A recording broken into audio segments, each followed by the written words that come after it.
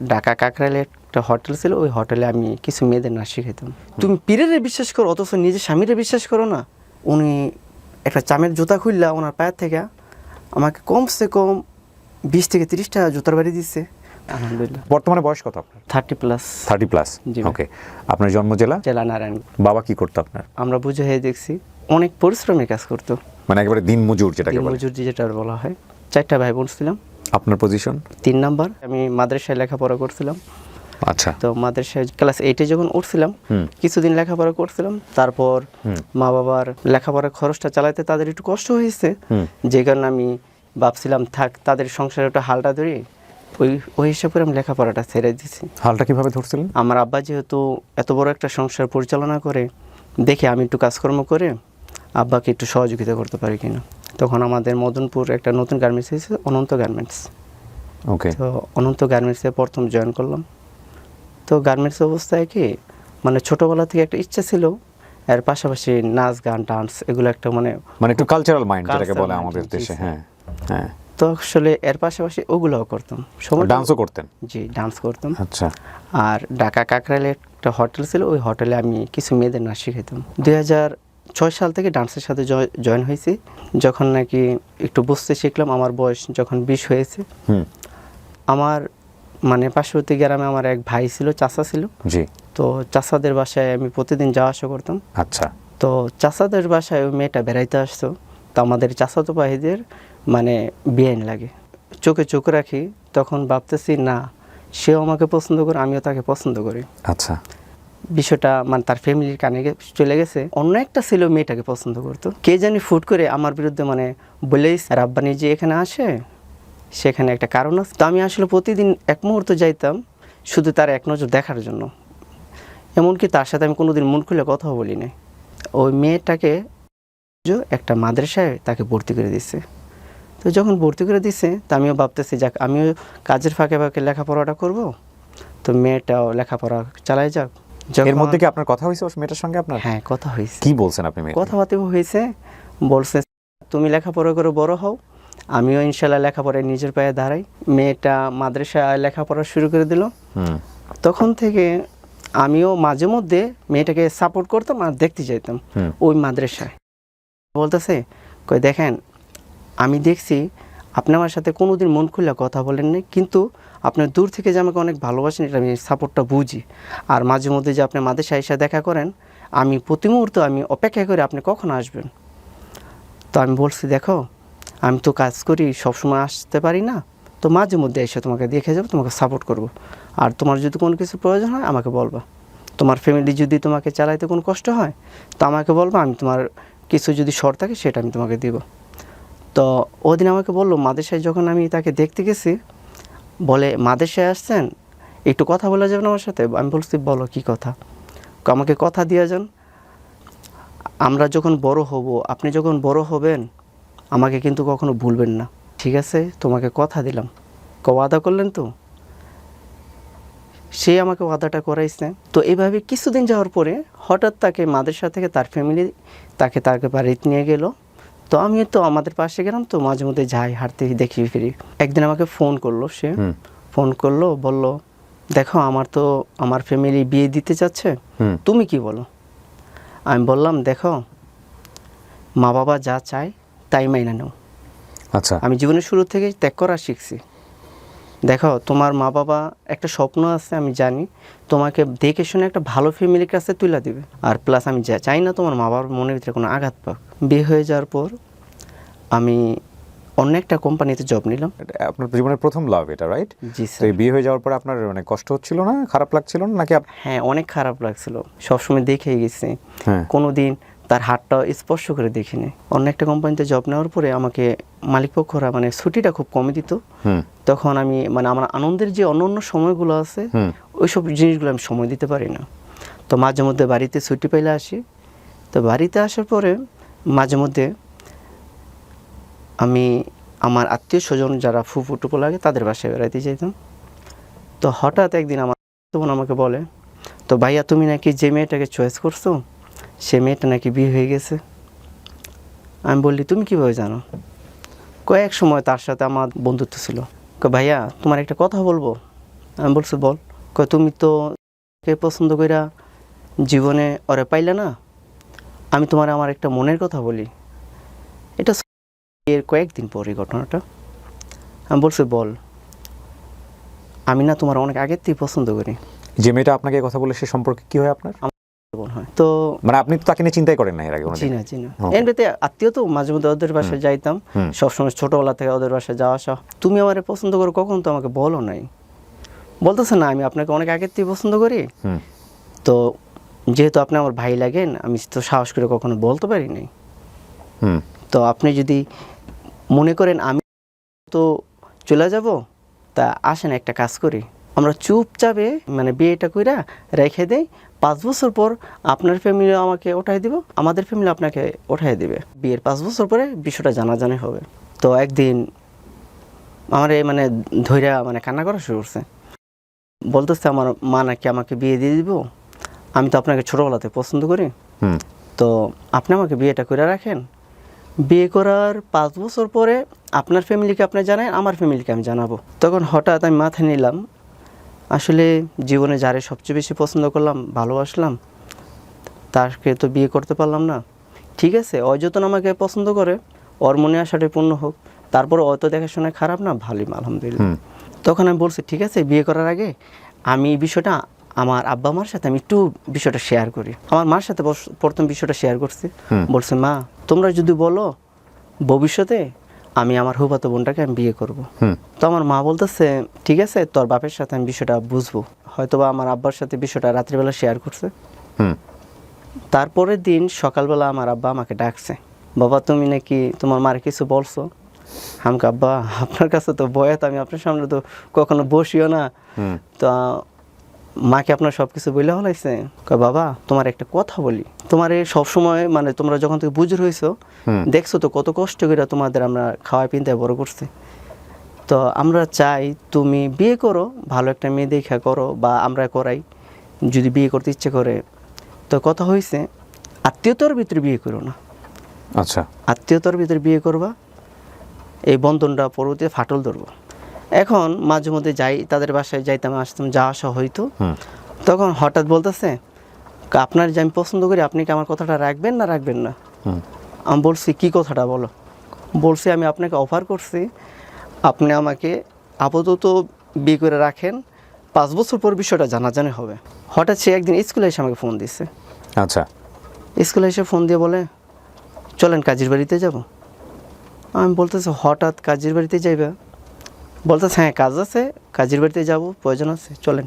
মানে আপনাকে এর আগে কিছুই বলে নাই সে? জি না। ওকে। তো বলতেছে যত যাবতীয় যা খরচ হইব আমি দিব, আপনি কোনো টেনশন করবেন না। আচ্ছা। তো আমি বললাম আমি টেনশন করব না, বিয়ের লাইফটা তো আমার তো এখানে ভাবার একটা বিষয় আছে। বলছে না আজকে যদি বিয়ে না পড়াইতে পারেন, তো আমাকে যদি অন্য জায়গায় বিয়ে পড়ায় রাখে, তা আমার মনে আসাটা আর পূর্ণ হবে না। আমি বললাম আচ্ছা ঠিক আছে, তো বিয়েটা পরে রাখবো, তোমার সাথে কথা আমার এটাই ওয়াদাবদ্ধ থাকবে, আমার ফ্যামিলিকে তুমি 5 বছর আগে বিষয়গুলো জানাইও না, আর আমিও তোমার ফ্যামিলিকে বিষয়টা জানাবো না, দুইজনে পার্সোনালভাবে চুপচাপ বিয়ে করে রেখে দেবো। আপনি যখন বিয়ে করতে যাচ্ছেন তখন আপনার বয়স 20 বছর? 20.5। মানে 20 বছর হয়ে 21 বছরে পড়েছে। মেয়েটার বয়স তখন ছিল আপনার 15 হবে। 15 বছর। জি।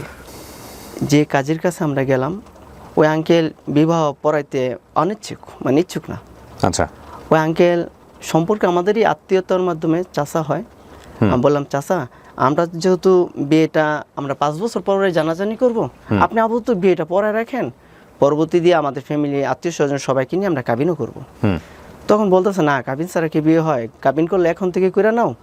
তো ঠিক আছে তোমার ফ্যামিলি ওর ফ্যামিলি আমি দুইটা মেনটেন করবো না, আগে দেখো দুইজনের ফ্যামিলিকে মানাইতে পারবা কিনা। ওর মেয়েটা আমাকে বলতেছে না আজকে যেহেতু আমরা আসছি, আজকে আমরা এখানে বিয়ে যদি না করতে পারি অন্য জায়গায় হলে বিয়ে করব। তো কাজী আঙ্কেল বলতেছে ঠিক আছে, তো আমি আপাতত বিয়েটা পরে রাখি, তো তোমার 21 বছর পূর্ণ হইতে কিছুদিন বাকি আছে, কিছুদিন পরে তোমার বিয়েটা রেজিস্ট্রেশন করব।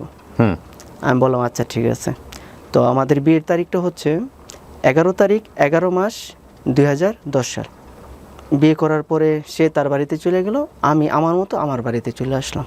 আপনাদের এই বিয়েতে মানে কেউ কোনো সাক্ষী ছিল না আপনার ফ্যামিলি মেম্বার? জি স্যার, আমার এক বন্ধু ছিল আর মানে দুইটা বন্ধু ছিল, একটা বন্ধু মানে উকিল বাব যেটাকে বলা হয় ওই হিসেবে সাক্ষী ছিল, আর একটা বন্ধু পার্সোনালভাবে সাক্ষী ছিল। মেয়ের বাবা জানতো না বিয়েতে?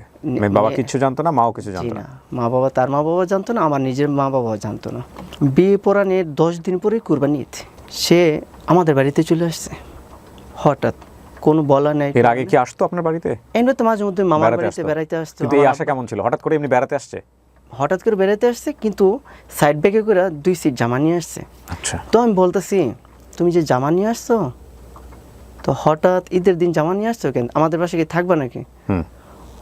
কয় না, আমি না একবারের জন্যই চলে এসছে। আমাকে এটা কি বলে, একবারের জন্য চলে আসছে, যদি বাড়ির ফ্যামিলি জানে আমার অবস্থায় কি হইব, তোমার অবস্থাটা কি হবে? কারণ আমি যে তোমাকে বিয়ে করছি, আমার ফ্যামিলিকে তো আমি জানাই নাই। তুমি কি তোমার ফ্যামিলিকে জানাইছো? কয় না, জানাই নাই, টের পেয়ে ফেলাইছে। টের পেয়ে ফেলছে? হ্যাঁ। আচ্ছা। সে আমাকে বলতেছে টের পাইছে। আমি তো চাচ্ছি আমার ফ্যামিলি 5 বছর পরে জানুক বিষয়টা, আর আমি চাই তোমাকে আনুষ্ঠানিকভাবে সসম্মানে তোমাকে নিয়ে আসবো। বলতেছে না, আমি এখন বাড়ি থেকে ঈদের দিন প্রস্তুতি নিয়ে আসছি, আপনার সাথে আমি কোথাও চলে যাব, আপনি যদি আমাকে না নেন তাহলে আমি সুসাইড করব। আচ্ছা। তো আপনার বাড়িতে এসে বলতেছে? আমাদের বাড়িতে এসে বলতেছে। তো আমাদের গ্রাম আর তাদের গ্রাম মানে পার্শ্ববর্তী গ্রাম, যখন বলছে এই যে মেইন রোড পার হয়ে আসছে, যদি আমাকে এখন ফেরাই দেন তো আমি মেইন রোডেই সুসাইড করব। ওকে। আমি তাকে অনেকবার ঈদের দিন, যেহেতু আমাদের বাসায় তাকে খাওয়া দাওয়া করেছি, আমি অনেক পার্সোনালভাবে তাকে আমার রুমে নিয়ে অনেকবার সুন্দরভাবে বুঝাইছি। আমাকে দেখো, তুমি এইভাবে পাগলামিটা করো না, যদি এইভাবে পাগলামি করো, আমারও একটা কাজের লাইফ আছে, আমি চাইতেছি নিজের পায়ে দাঁড়াইয়া তোমার সাথে আমি মানে ভালোভাবে ঘর বাঁধবো। সে বলতেছে না, আমার কথা একটা, আমি যেটা বলবো সেটাই করবো, নয়তো আমি সুসাইড করব। হঠাৎ মাথায় আসলো, আমার বড় ভাই বিয়ে করার পরে উনি মিরপুর থাকতো, মিরপুর 10-এ শেওড়াপাড়া, ওইখানে থাকতো। আমি তাকে নিয়ে ঈদের দিন ওই মিরপুর চলে গেলাম। আচ্ছা। তো ভাবি তো ওকে চিনে ভালো কইরা, তো ভাবি মনে করছে তাকে নিয়ে আমি বাবির বাসায় বেড়াইতে আসছে। তো ভাবি বলতেছে, কিরে ভালো আছোস? আমাকে হ ভাবি ভালো আছি। কয় মানে আমার ওয়াইফের নাম তো, বলতেছে তুই একবার বউ সাজা নিয়ে আইসস, কর যে বউর মতন দেখা যায়। আমি কই ভাবি, তোমার সাথে বিষয়টা আমি খুইলা বলতেছি, আগে পানি দাও, পানি খেয়ে নি। তো আজকে সত্য কথাটা বলে দিই, হয়তো বা কী সাথে কী হয়ে গেছে আমি বুঝতে পারতেছি না। তো আমরা চুপচাপে বিয়ে করে রাখছি, চাচ্ছিলাম তোমাদের জানাই শোনা 5 বছর পরে আনুষ্ঠানিকভাবে আমরা বিষয়টা তাকে ওঠায় নিয়ে আসবো। এখন ভাবি, সে তো আমাকে চাপ দিয়ে আজকে তোমাদের বাড়িতে নিয়ে এসে পড়ছে। এখন আমার ফ্যামিলি যদি, আমার বাবা যে রাগী মানুষ, খুব সহজ সরল, খুব রাগীও, উনি যদি জানে আমি বিয়ে করে ফেলেছি, এখন হঠাৎ ভাবি আমাকে মাইরেই ফেলাইবে, আমার তুমি সামলাও যেভাবে পারো। তো ভাবি আবার আমার ভাইকে ফোন দিল, বলতেছে তুমি কোথায়? আমি বাইরে আছি। তোমার ছোটো ভাই আসছে, সাথে শান্তা আসছে, তো তুমি যেখানে আসো বাড়িতে আসো। তো ভাইয়া যখন বাড়িতে আসছে, ভাবি ভাইয়ের সাথে বিষয়টা শেয়ার করলো, বলল দেখো ওই তো এই কাজটা করে ফেলাইছে, এখন কি করা যায়? এখন ভাই বলছে, ঠিক আছে, ছোটো ভাই যেহেতু ভুল করে ফেলাইছে, যেভাবে সমাধান করা লাগে সেভাবে সমাধান করব। বিয়ের কতদিন পরে ঘটনা এটা? বিয়ের 10 দিন পর। মাত্র 10 দিন? যেখানে 5 বছরের কমিটমেন্ট ছিল, সেখানে 10 দিনের দিন সে আমার বাড়িতে উঠে গেছে স্যার। আপনার দোষগুলোও বললেন? জি জি, যেগুলো একপাক্ষিক বক্তব্য, তো এগুলোতে দেখা যায় শুধুমাত্র যে অপর পক্ষের দোষ আসে। হ্যাঁ, আপনি নিজের দোষগুলো বলেন, কোনো কিছু লুকাই না, ঠিক আছে? হ্যাঁ, সব সময় নিজের অপরাধ। আর এখানে একটা জিনিস মনে রাখবেন, আমাদের ডিসক্লেমারে কিন্তু স্পষ্টভাবে বলে দেওয়া আছে, যে কোনো লাইফ স্টোরিতে যে কোনো একজন বক্তব্য দিচ্ছে মানে এটা একপাক্ষিক বক্তব্য, সুতরাং এই বক্তব্যকে কোনোভাবে এভিডেন্ট হিসেবে নেওয়া যাবে না। এবং যখন কোনো একজন মানুষ, আমি যদি আমার নিজের লাইফ স্টোরি বলি, দেখবেন যে আমি আমাকেই হিরো বানানোর চেষ্টা করবো, আর আমার জীবনে কোনো দোষ নাই, সব দোষ আমার সারাউন্ডিংয়ের। বিষয়টা এরকমই হয় গল্প বলার ক্ষেত্রে, বাট সেদিক থেকে এটাকে সম্পূর্ণ নিউট্রাল স্টোরি বলা যাবে না, কখনোই সেটা সম্ভব না। জি বলেন। তারপরে তো ভাইয়া যে ফ্ল্যাট বাসাটায় থাকতো, ওই ফ্ল্যাট বাসাটা ভাইয়া দেখাশোনা করতো। ভাইয়া ওই ফ্ল্যাট বাড়িটার দেখাশোনার দায়িত্বে ছিলেন। তো ওই ফ্ল্যাট বাড়িটা প্রায় 11 তলা ছিল। তো ভাইয়া তো নিচতলায় থাকতো, ভাবি নিচতলায় থাকতো।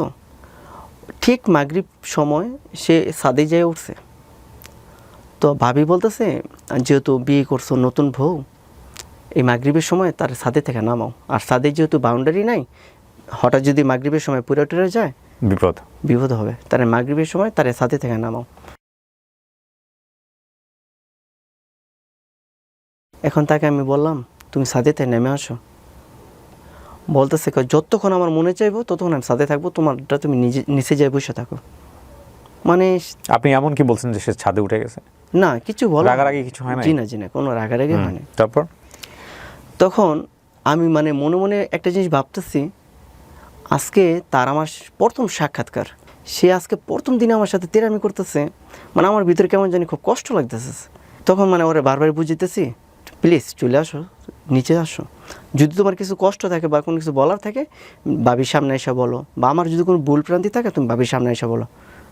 কয় না, ভাবতেছি বাড়ি থেকে আমাকে মানে খুঁজবো, আমি তো বললে আসিনি।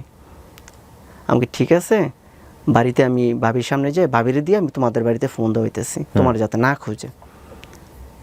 তখন তারপরও সাদি থেকে নামে না, প্রায় এশারের সময় হয়েছে, তখন অনেক বুঝে শুনে তাকে সাদি থেকে নামাইছে। আমার ভাবি ওকে বলতেছে, কি গো তুই এমন তেরামি করস কেন? বলতেছে, ভাবি ভালো লাগে না তাই ছাদটায় দেখলাম আকাশের আবহাওয়াটা কীরকম। তখন বলতেছে, ভাবি দেখো, যেহেতু ভুলটা দুজনই করছো, দুজনই শুধরে নিও, আমার দেবরটা খুব সরল সহজ সোজা, তারে তুমি কষ্ট দিও না। আমার ভাবি বুঝে শুনে তাকে আমাকে আলাদা মানে রুমে দিছে রাত্রেবেলা। এখন মানে আমার ভিতরে মানে খুব কষ্ট লাগতেছে। তার সাথে আমার প্ল্যানটা ছিল 5 বছরের কন্ট্রাক্ট, 5 বছরের পরে তার আমার সাক্ষাৎ হবে, 5 বছরের পরে আমার মা বাবার স্বপ্ন একটা পূরণ করে আসবো, নিজের পায়ে একটু দাঁড়ানোর প্ল্যান ছিল। এখন সে তো আমার সব কিছু প্ল্যানগুলোই মানে এক মুহূর্তে নষ্ট করে ফেলাইলো। তখন আমি ওরে বুঝাইতেছি, দেখো আগামীকাল আমরা দুজন বাসায় চলে যাব, দেখো তোমাকে বুঝে শুনে আমার ভাইয়া তোমাদের বাসায় দিয়ে আসবে, আমি আমার বাসায় থাকবো। ও বলতেছে, না আমি তোমাকে ছাড়া এক মুহূর্ত থাকবো না। আমি বলতেছি, দেখো তুমি যে আমাকে এভাবে তেরামি করে আমাকে যে মানে বলতেছো, আমার তো আসলে কষ্ট হইতেছে ভিতর দিয়ে, কারণ আমার তো প্ল্যান ছিল তোমাকে নিয়ে একটা ভালো মানে ঘর বাঁধবো, কিন্তু আমি নিজের পায়ে দাঁড়ায় নিব, আমার এরকম একটা প্ল্যান ছিল। তুমি যে আমাকে আসলে এখন এভাবে ব্রেকমেলের মতো করতেছো, আসলে আমার ভবিষ্যৎটা তো আমি অন্ধকার দেখতেছি। বলতেছে, আজকের পর থেকে আমি যেভাবে বলবো সেভাবে উঠতে হবে, সেভাবে বসতে হবে। কয় আগামীকাল বাসায় যাব ঠিক, কিন্তু আমার বাসায় না, তোমার বাসায়। আমার ভাইয়া আমার ভাবি তারাই ডিসিশন নেবে কে কার বাসায় যাবে। সে বলছে না আমি এখানেই বেড়াবো। ঈদের পরের দিন আসতে পারিনি, তার 2 দিন পর আমাদের বাড়িতে আসছি। আসার পরে বিষয়টা জানাজানি হয়ে গেছে।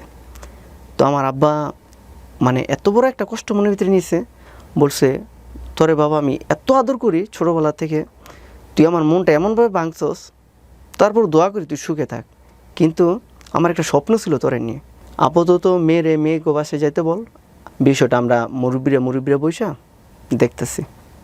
তো আব্বার চোখের পানিগুলো দেখে ওই দিন অনেক কষ্ট লাগছে।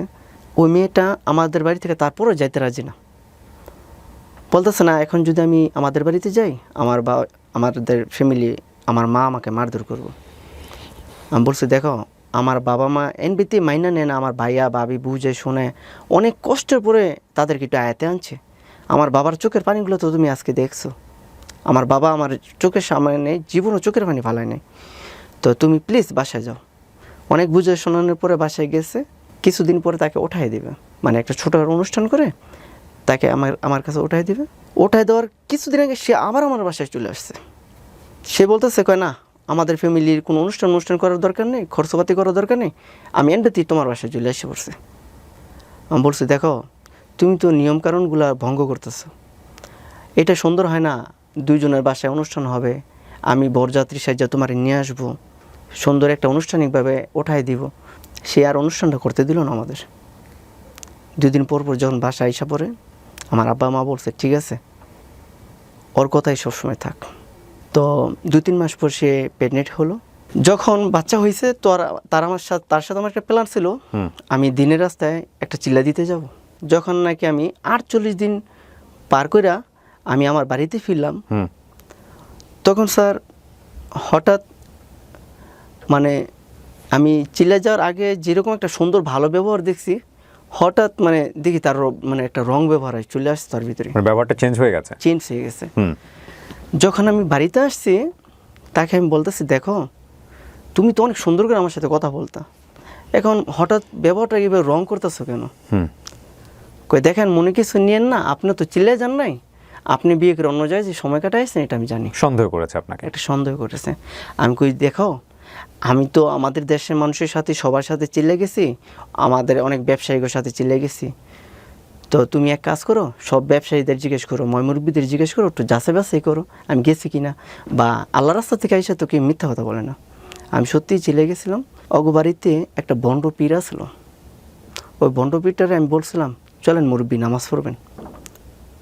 উনি রাগ করে ফেলেছে আমার সাথে সাথে সাথে।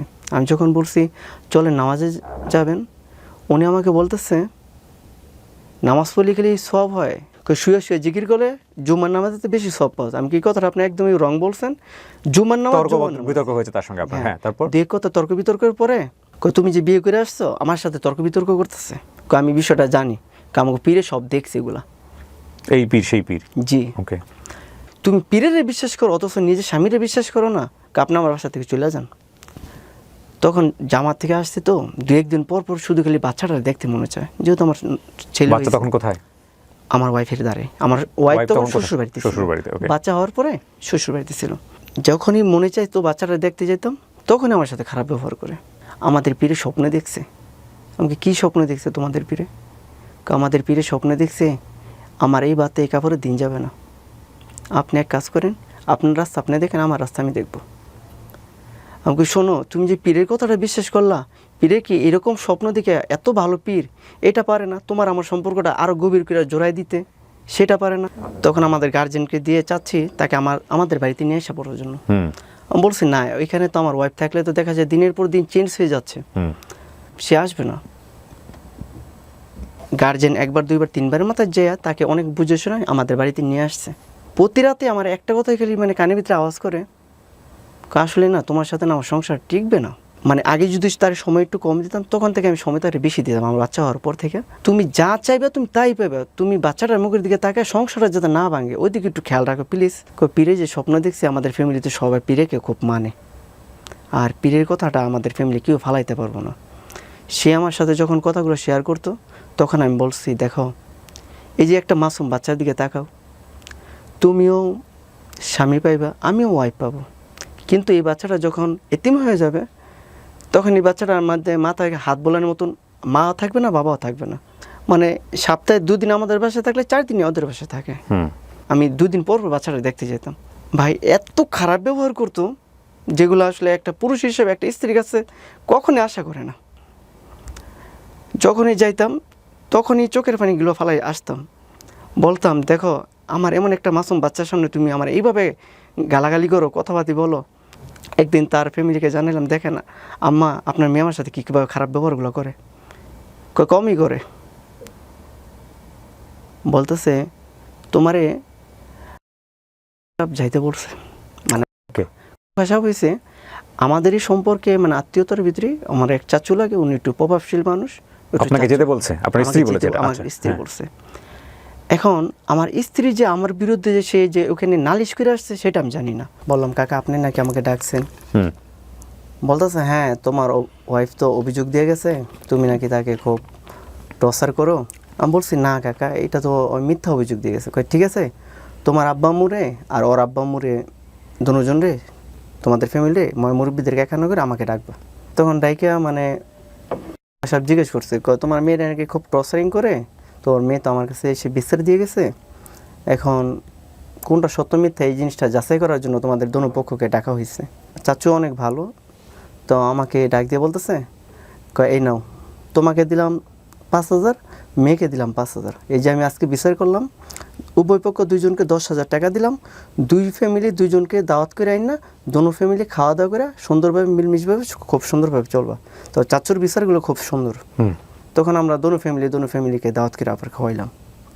খাওয়ানোর 2-4 দিন পরে ওই চাচুর কাছে কাকার কাছে আমার ওয়াইফ যে আবার বিচারে দিছে, বলতেছে তোমার যাইতে বলছে তুমি দেখা করবা। বলতেছে কাকা কয়েকদিন আগে আমাদের বিচার আচার করলো, তারপরে খুশিয়া তোমাকে আমাকে 10,000 টাকা দিল, আজকে আবার কেন যেতে বলছে? আমার মনে হইতে খুব খুব খারাপ লাগতেছে, কাকা কেন আমাকে যেতে বললো?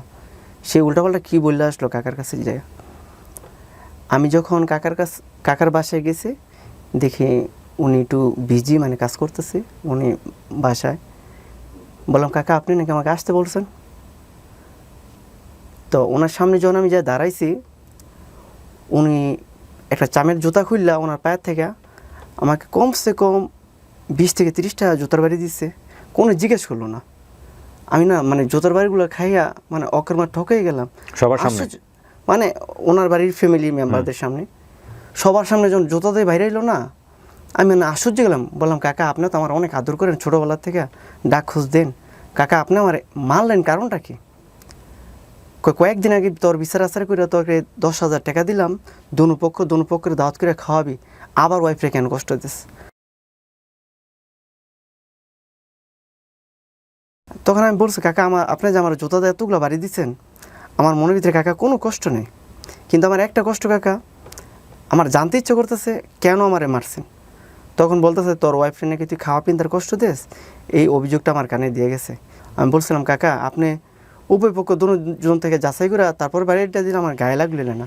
তো উনি আবার আমরা পরবর্তী দিয়ে আমাকে মাথা হাত বলাই দিয়ে বলতেছে ঠিক আছে তোর ওয়াইফের কথা শুন না, কাজের ব্যস্ততার মাঝে মাথাটা ঠিক ছিল না, তোরা ডাইকাই না তোর জুতাদা বাড়িগুলো দিলাম। পরবর্তী বলতেছে তুমি এইগুলো কেন চাষের কাছে মিথ্যা কথা বলে আমাকে জুতাদা বাড়ি খাওয়াইছো? কয় তুমি আপোষ আমাকে ছাড়ো না, আমার তো তোমার সাথে তো পোল্ট্রি লুতি হইব। আমি কই এইভাবে মানুষের দিয়ে অপমান করাইবা, মানুষের দিয়ে জুতার বাড়ি খাওয়াইবা, আমি কি অপরাধ করছি? আমি তো তোমার দিন রাত বুঝাইতেছি আমার সন্তানটা এতিম হয়ে যাবে দেখে তোমার কাছে আমি সবসময় ছোট হয়ে থাকি, আর তুমি আজকে এলাকার একটা মান্যগণ্য ব্যক্তির দিয়ে এইভাবে আমার অপমান করাটা তোমার একদম ঠিক হয় না। তারপরও সন্তানটার দিকে তাকায় ভাইয়া আমি সব কিছু মাইনা নিই। আমার আব্বা বলছে যত কষ্টই বাচ্চাটার কোনো জিনিস যাতে এতিম না হয় ওদিক সবসময় ফলো করবি। এই ঝগড়ার পর থেকে আমি একটু কম যাই তাদের বাসায়। তো একদিন আমার ছেলেকে আমি রাত্রিবেলা দেখতে গেছি, সে এমন মানে নোংর ভাষায় কথাবার্তিগুলো বলতেছে, জঘন্য ভাষায়। আমার মা বাবার তুলে যখন আমার গালি দিছে আমি নিজের স্যার তখন মানাইতে পারিনি। তখন বলতেছে লজ্জা শরম থাকলে আর কোনো দিন তুই আমার দরজাতে আসবি না। আমি বলছি দেখো লজ্জা শরম যদি আল্লাহকে আমার দিয়ে থাকে আর কোনো দিন তোমার দুয়ারে আমি আসবো না। সে আমার বলতেছে কালকে সকালবেলার ভিতরে তোর আমি তালাক লেটার পাঠাই দেবো, তুই কখনো আমার বাসায় আসবি না, কালকে সকালে তোমার দিতে হবে না কষ্ট করে, আজকে রাত্রির ভিতরে আমি তোমাকে তালাকনামা দিব। আমি ওই রাত্রির ভিতরে তালাকনামা লেটার লিখলাম, তার অপমান সহ্য না করে। কাজী অফিস থেকে আপনি নিজে দিয়েছেন? জি, কাজী অফিস থেকে কোর্টে থেকে পাস করাই না, পরবর্তী দিন তালাকনামার লেটার পাঠাই দিচ্ছে তার কাছে। তালাক দেওয়ার 12 দিন পরে মানে আমার নিজের থেকে আমি উদ্যোগ নিচ্ছি, সে আপোষ বসতেছে না, তালাক পেপার সে যেহেতু গ্রহণ করছে, আমি নিজের টেনশন কমানোর জন্য অন্য একটা মেয়ে নিয়ে আমি নিজের লাইফটাকে সাজাবো, তার আশা আমি বাধা দিব। তার তালাক আমি তাকে তালাক দেওয়ার 12 দিন পরে আমি নোয়াখালীতে গেছি, মানে ওইখানে আমার আত্মীয় নিয়ে গেছি, আমার বড় ফুফুকে নিয়ে গেছি। বলছে ফুপু নোয়াখালী বেড়াইতেও যাবো এক আত্মীয়র বাসায়, ওইখানে একটা মেয়ের কথাবার্তা শুনছি, তো ওইখানে যদি মেয়েটা পছন্দ হয় আমি বিয়ে করে ডাইরেক্ট বাড়িতে নিয়ে আসবো, তার যে প্রাপ্ত তার আমি দিয়ে দিব, কিন্তু আমার নিজের জীবনটা আমি সাজাবো, তার জন্য উপরে কষ্ট করে আমি নিজের জীবনটা নষ্ট করতে চাই না। তালাক দেওয়ার 12 দিন পরে আমি যখন বেড়াইতে গেছি নোয়াখালী, বেড়াইতে যাইয়া যে ফ্যামিলির মেয়েটাকে আমি দেখা চয়েস করছি, ওই ফ্যামিলির মেয়েটা আমাকে দেখে চয়েস করছে। আর ওই ফ্যামিলির মেয়ের মা বাবার একটা ইচ্ছা ছিল ঢাকার ছেলের কাছে তার মেয়ে বিয়ে দিবে, ওইখানে বিয়ে পড়াইলাম। যেদিন দেখতে গেছি তার আপনি আপনার প্রথম স্ত্রীকে তালাক দেওয়ার কতদিন পরে বিয়ে করেন? 12 দিন পরে স্যার। তালাক তো অ্যাক্টিভই হয় নাই। জি, এখন আসলে এই বিষয়টা আমি আবার জানি না, তালাক জানেন না, মানে 3 মাস সময় লাগে অ্যাক্টিভ হইতে। 3 মাস 13 দিন। আচ্ছা, এখানে খুব সেনসিটিভ একটা স্টোরি আজকে আসতেছে, কয়েকটা বিষয় খেয়াল করবেন। একটা হচ্ছে তালাক যে অ্যাক্টিভ হয়নি, এটা একটা প্রথম কথা। দ্বিতীয় বিষয়টা হচ্ছে যে উনি তখনও ইমোশনের মধ্যে আছে, তালাকটা দিয়েছে উনি কিন্তু মানে এক ধরনের কষ্ট পেয়ে রাগ করে, জি স্যার, এবং সেই রাগ থেকে আরেকটা বিয়ে করতেছে। এগুলো খুব গুরুত্বপূর্ণ এবং এগুলা পয়েন্টগুলো ট্রিক করার চেষ্টা করবেন, দেখেন কি হয় সামনের দিকে। হ্যাঁ, তারপর সম্পূর্ণ এই বিষয়গুলা আমার লাইফ স্টোরিগুলা আমি দ্বিতীয় ওয়াইফ যাকে বিয়ে করি ওনাকে কি জানাইছেন আপনি বিয়ের আগে? হ্যাঁ, আমি সব মানে তার সাথে যেদিন দেখতে গেছি একের সম্পূর্ণ লাইফ স্টোরিগুলা কী কী হয়েছে না হয়েছে আমি সম্পূর্ণ বিস্তারিত খুইলা বললাম। ও মেয়ের আম্মুকে বলতেছে মা উনি না অনেক ভালো, ওনাকে কাছে আমি বিয়ে বসবই, যত কিছু হয়েছে যত জ্বর তুফান আসুক আমি এগুলো মাইনে নেব। তখন মানে ওর ফ্যামিলি আমার কাছে বিয়ে দেওয়ার জন্য খুবই একমত, তো বিয়ে করে ফেললেন? জি, 12 দিনের মাথায় আমি তাকে বিয়ে করে ফেললাম। ওকে। বিয়ে করার পরে 4 দিন ওই নোয়াখালীতে আমি ছিলাম। তো আমি 4 দিনে আমি বাকি জনম যতদিন আল্লাহ পাক আমাকে বাঁচা রাখে, এই 4 দিনের ভালোবাসা তাদের আমি ভুলবো না। সত্যিকারের মন সত্য, সত্যিকারের ভালো মানুষ ওই মেয়েটার ভিতরে, আমার দ্বিতীয় ওয়াইফের ভিতরে আমার জীবনের ভালো নারীদের একটা মন সত্য জিনিসটা তার ভিতরে আমি পাইছি ওই 4 দিন। জি। তারপর ওদের বাসায় বললে আসলাম, দেখো আমি একটু বাড়িতে যাই, ওই বাড়ির একটু জায়জামালাগুলো শেষ করে আনুষ্ঠানিকভাবে তোমাদেরকে আমি বাড়িতে নিয়ে যাব। যখন আমি আসছি, আসার কয়েকদিন পরে বলতেছে আমার প্রথম ওয়াইফ এটা নালিশে বসবে। হ্যাঁ ঠিক আছে, ভেরি গুড, নালিশে বসো, তোমার যে প্রাপ্ত দেনমোহর আমি সেটা দিয়ে দিব। এখন বলতেছে 7 লক্ষ টাকা দিতে হবে। আমি বলছি না, আমার তো দেনমোহর তো মাত্র 60,000 টাকা, তো যেটা প্রাপ্ত সেটা দেন। তখন আমি আবার কি স্যার ব্যবসা বাণিজ্য কইরা মানে নিজের ভবিষ্যৎ কিছু করার জন্য ব্যাংকে আমি প্রায় 3 লাখ 3.5 লাখ টাকার মতো টাকা জমাইছিলাম। তো এখন আমি বলতেছি না, যদিও 60,000 টাকার বেশিও যদি লাগে, 1 লাখ টাকাও লাগে, অগবাড়ির যে মেম্বার ছিল ও মেম্বারকে আমি বিষয়টা অভিযোগ করলাম, যদি 1 লক্ষ টাকা লাগে এটা বিষয়টা বৈশা মীমাংসা করে দেন, আমি চাই না এই প্যারাটা আর মাথায় রাখতে। ওকে। এখন মেম্বার সাহেব বলতেছে না এই টাকা হবে না, তো সে তো তোর বিরুদ্ধে মামলা করবো, মামলায় যা রায় হবে সেটাই মাথা পাইতে নিতে হবে। কথাটা বলার তার 2 দিন পরে সে আমার বিরুদ্ধে মামলা করছে, নারী নির্যাতন যৌতুকবিহীন মামলা। মামলার কাগজটা স্যার আপনার ফটো দেওয়া হয়েছে। আমার কাছে আছে। ওকে, হ্যাঁ বলেন। তারপর যখন কোর্টের মধ্যে হাজিরা দিতে গেছি স্যার, তখন আমার উকিল আমাকে কাঠগড়ায় দাঁড় করাইছে। আমার উকিল শুধু একটা কথাই বলছে, তুমি ম্যাজিস্ট্রেটে বলবা তোমার ওয়াইফকে তুমি ভাত খাওয়াইবা। আমি বলছি ঠিক আছে, আপনারা যেভাবে বলছেন আমি সেভাবে বলবো, আমি তাকে ভাত খাওয়াবো, কারণ আমি তো রাগের বছর তাকে তালাক দিচ্ছি। তখন তার উকিল বলতেছে ওকে আমি শারীরিকভাবে অনেক নির্যাতন করি, ওরে অনেক মারধর করি, অনেক টর্চার করি। তো এইরকম একটা কাঠগড়ে আমাদের এইরকম তর্ক বিতর্ক চলতেছে। আমি শুধু খালি ম্যাজিস্ট্রেটের মুখের দিকে তাকে একটা কথা উচ্চারণ করছি, স্যার আপনি যদি তদন্ত করে, যদি ইনকোয়ারি করে, যদি আমার বিরুদ্ধে কোনো খারাপ কিছু পান, যে শাস্তিটা দিবেন আমি সেই শাস্তিটা মাথা পাইতে নিব। একটা কথাই উচ্চারণ করলো, বললো তুমি কি তোমার ওয়াইফ নিয়ে সন্তান নিয়ে কি সংসার করতে ইচ্ছুক আছো? আমি বলছি স্যার ইচ্ছুক না, তার জন্য আমি জীবনটা দেওয়ার জন্য চেষ্টা করছিলাম, কিন্তু তার সাথে আমি রাগ অভিমান কইরা সহ্য না করতে পারা, তার ব্যবহার সহ্য না করতে পারা, আমি তার রাগ অভিমানে তার আমি ডিভোর্স করছি। এখন আপনারা যদি আমার ওয়াইফ সন্তান আমার হাতেও দেন, আমি অবশ্যই তাকে ভাত খাওয়াবো, আমার সন্তানের দিকে তাকে। আমার বাবা বলছে যতই জ্বর তুফান আসুক সন্তান রেতিম করবো না। তখন ম্যাজিস্ট্রেট আমার ওয়াইফকে আমার সন্তানকে আমার হাতে তুলে দিল। এখন সে আসতে রাজি না, সে বলছে না জেল খাটাইতে হইব, তারে সাজা দিতে হইব, সে বিশাল ভুল করছে। এখন ম্যাজিস্ট্রেট একটা কথা উচ্চারণ করছে, না যাচাই বাছাই করে দেখছি, ইনকোয়ারি করে দেখছি ও নির্দোষ। এখানে স্যার আপনাকে একটা কাগজ দিয়েছে, চেয়ারম্যান মেম্বারও আমাদের বিষয়টা মানে অনেক যাচাই বাছাই করে দেখছে। তো যখন তুলে দিচ্ছে আমার বাসায় নিয়ে আসছি, আবার পলাই স্যার চলে গেছে। কাপড়লতা আনার কথা বললা, বলতেছে কাপড়লতাগুলো নিয়ে আসি, এ কথা বলে চলে গেছে। আমার সাথে সে কোর্টে হাজিরা দেয়, কিন্তু আমার বাসায় সে বাস করে না। আচ্ছা, তো আপনার দ্বিতীয় স্ত্রী কোথায় তখন? আমার দ্বিতীয় স্ত্রী তখন নোয়াখালী। সে জানে যে এগুলো হচ্ছে? হ্যাঁ, আমার ওয়াইফ সেগুলি তার সাথে ফোনে যোগাযোগ হয়েছে, এগুলি হ্যাঁ জানে। তারপর তখন আমার দ্বিতীয় স্ত্রী আমাকে একদিন সে তার বাড়িতে ডাকলো, বলতেছে শোনেন তাপু, যেহেতু তোমার প্রথম ওয়াইফ, সে অনেক ভালো, এক কাজ কর, সে যদি খাইতে চায় আমি বিষয়টা মাইনে নিব, তুমি তোমার সন্তানটা এতিম করো না, তুমি প্রয়োজন আমি তারে মাইনে নিব, তুমি দেখো ওরে বুঝে শোনা, যদি আমিও খাবো সেও খাবে, যদি তুমি ম্যানেজ করে নিতে পারো তারে এই অফারটা করো।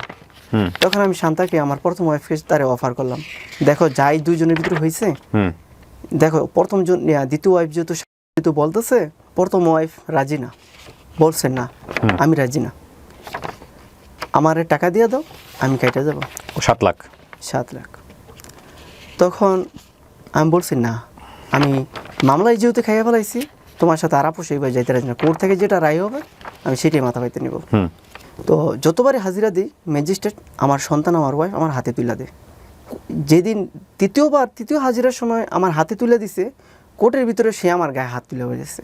তখন না আমিও তার গায়ে হাত তুলে ফেলাইছি। সেও হাত তুলছে, আপনিও তুলছেন? হাত তুলছি, কিন্তু মানে ম্যাজিস্ট্রেটের রুম থেকে বের হয়ে বারিন্দায় হয়তো আমার গায়ে তারা যখন আঘাত করছে আমার রক্ত বের হয় নাই, কিন্তু আমি যখন নাকি তাদেরকে শ্যুট করছে, মানে তার নাক দিয়ে রক্ত বের হয়ে গেছে, তার আম্মুর নাক দিয়েও রক্ত বের হয়ে গেছে। কিন্তু ম্যাজিস্ট্রেটের লোকজন এই বিষয়টা দেখা পরবর্তী দেওয়ার সাথে সাথে আরেকটা মামলা করলো, সঙ্গে স্পট একটা মামলা হয়েছে, স্পটে আরেকটা মামলা হয়ে গেছে, সাথে সাথে আমার বিরুদ্ধে ওয়ারেন্ট হলো। তখনও আমি তাদের বাড়িতে আবার আসছি, বলছি কেন আমার জীবনটা নিয়ে এত খেলা খেলতেছিস, যদি নাই খাস বা নাই চলতে চাস আমার সাথে তাহলে একটা আপোষের মধ্যে তোরা তা রাজি না, তো কেন কোর্টের মধ্যে মামলা করে আবার কেন আমার ওয়ারেন্ট বার করলি। তখন আমার সাথে চ্যালেঞ্জ করলো আমার ওয়াইফ, বলছে টাকা পাই বা না পাই তোমার আমি জেল খাটাবো 7 বছর, এটাই তোমার চ্যালেঞ্জ। আমি তোমার চ্যালেঞ্জ গ্রহণ করলাম, একদিন জেল খাটবো না, এটা আমার চ্যালেঞ্জ। ওয়ারেন্ট হয়ে গেলে আপনি কি করলেন?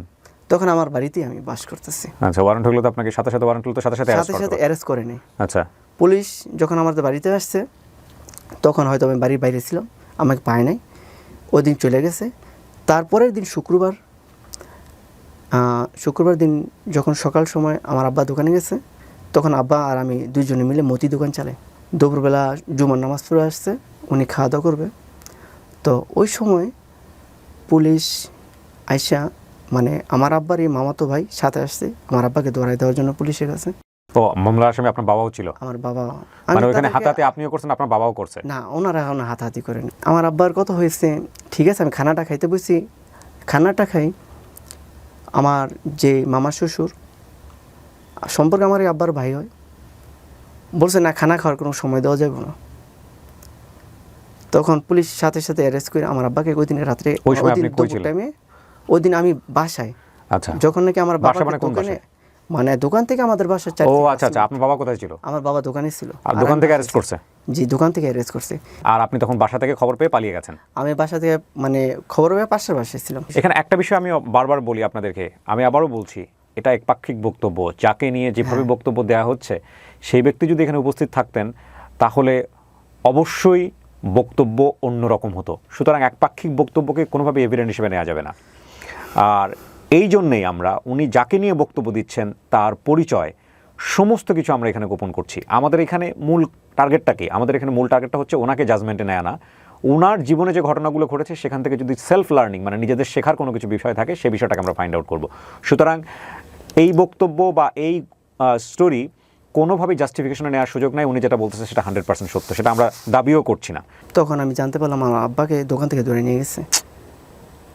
তখন স্যার দিনটা ছিল শুক্রবার, আমি রবিবার দিন আব্বাকে আমি থানায় দেখতে যাই, মানে থানা থেকে জেলখানায়, আমাদের নারায়ণগঞ্জ জেলখানায় ওনাকে প্রেরণ করে দিয়েছে। তো নারায়ণগঞ্জ জেলখানা রবিবার দিন দেখতে গিয়ে যখন গেছি তখন আমার নামটা আমি চেঞ্জ করে গেছি।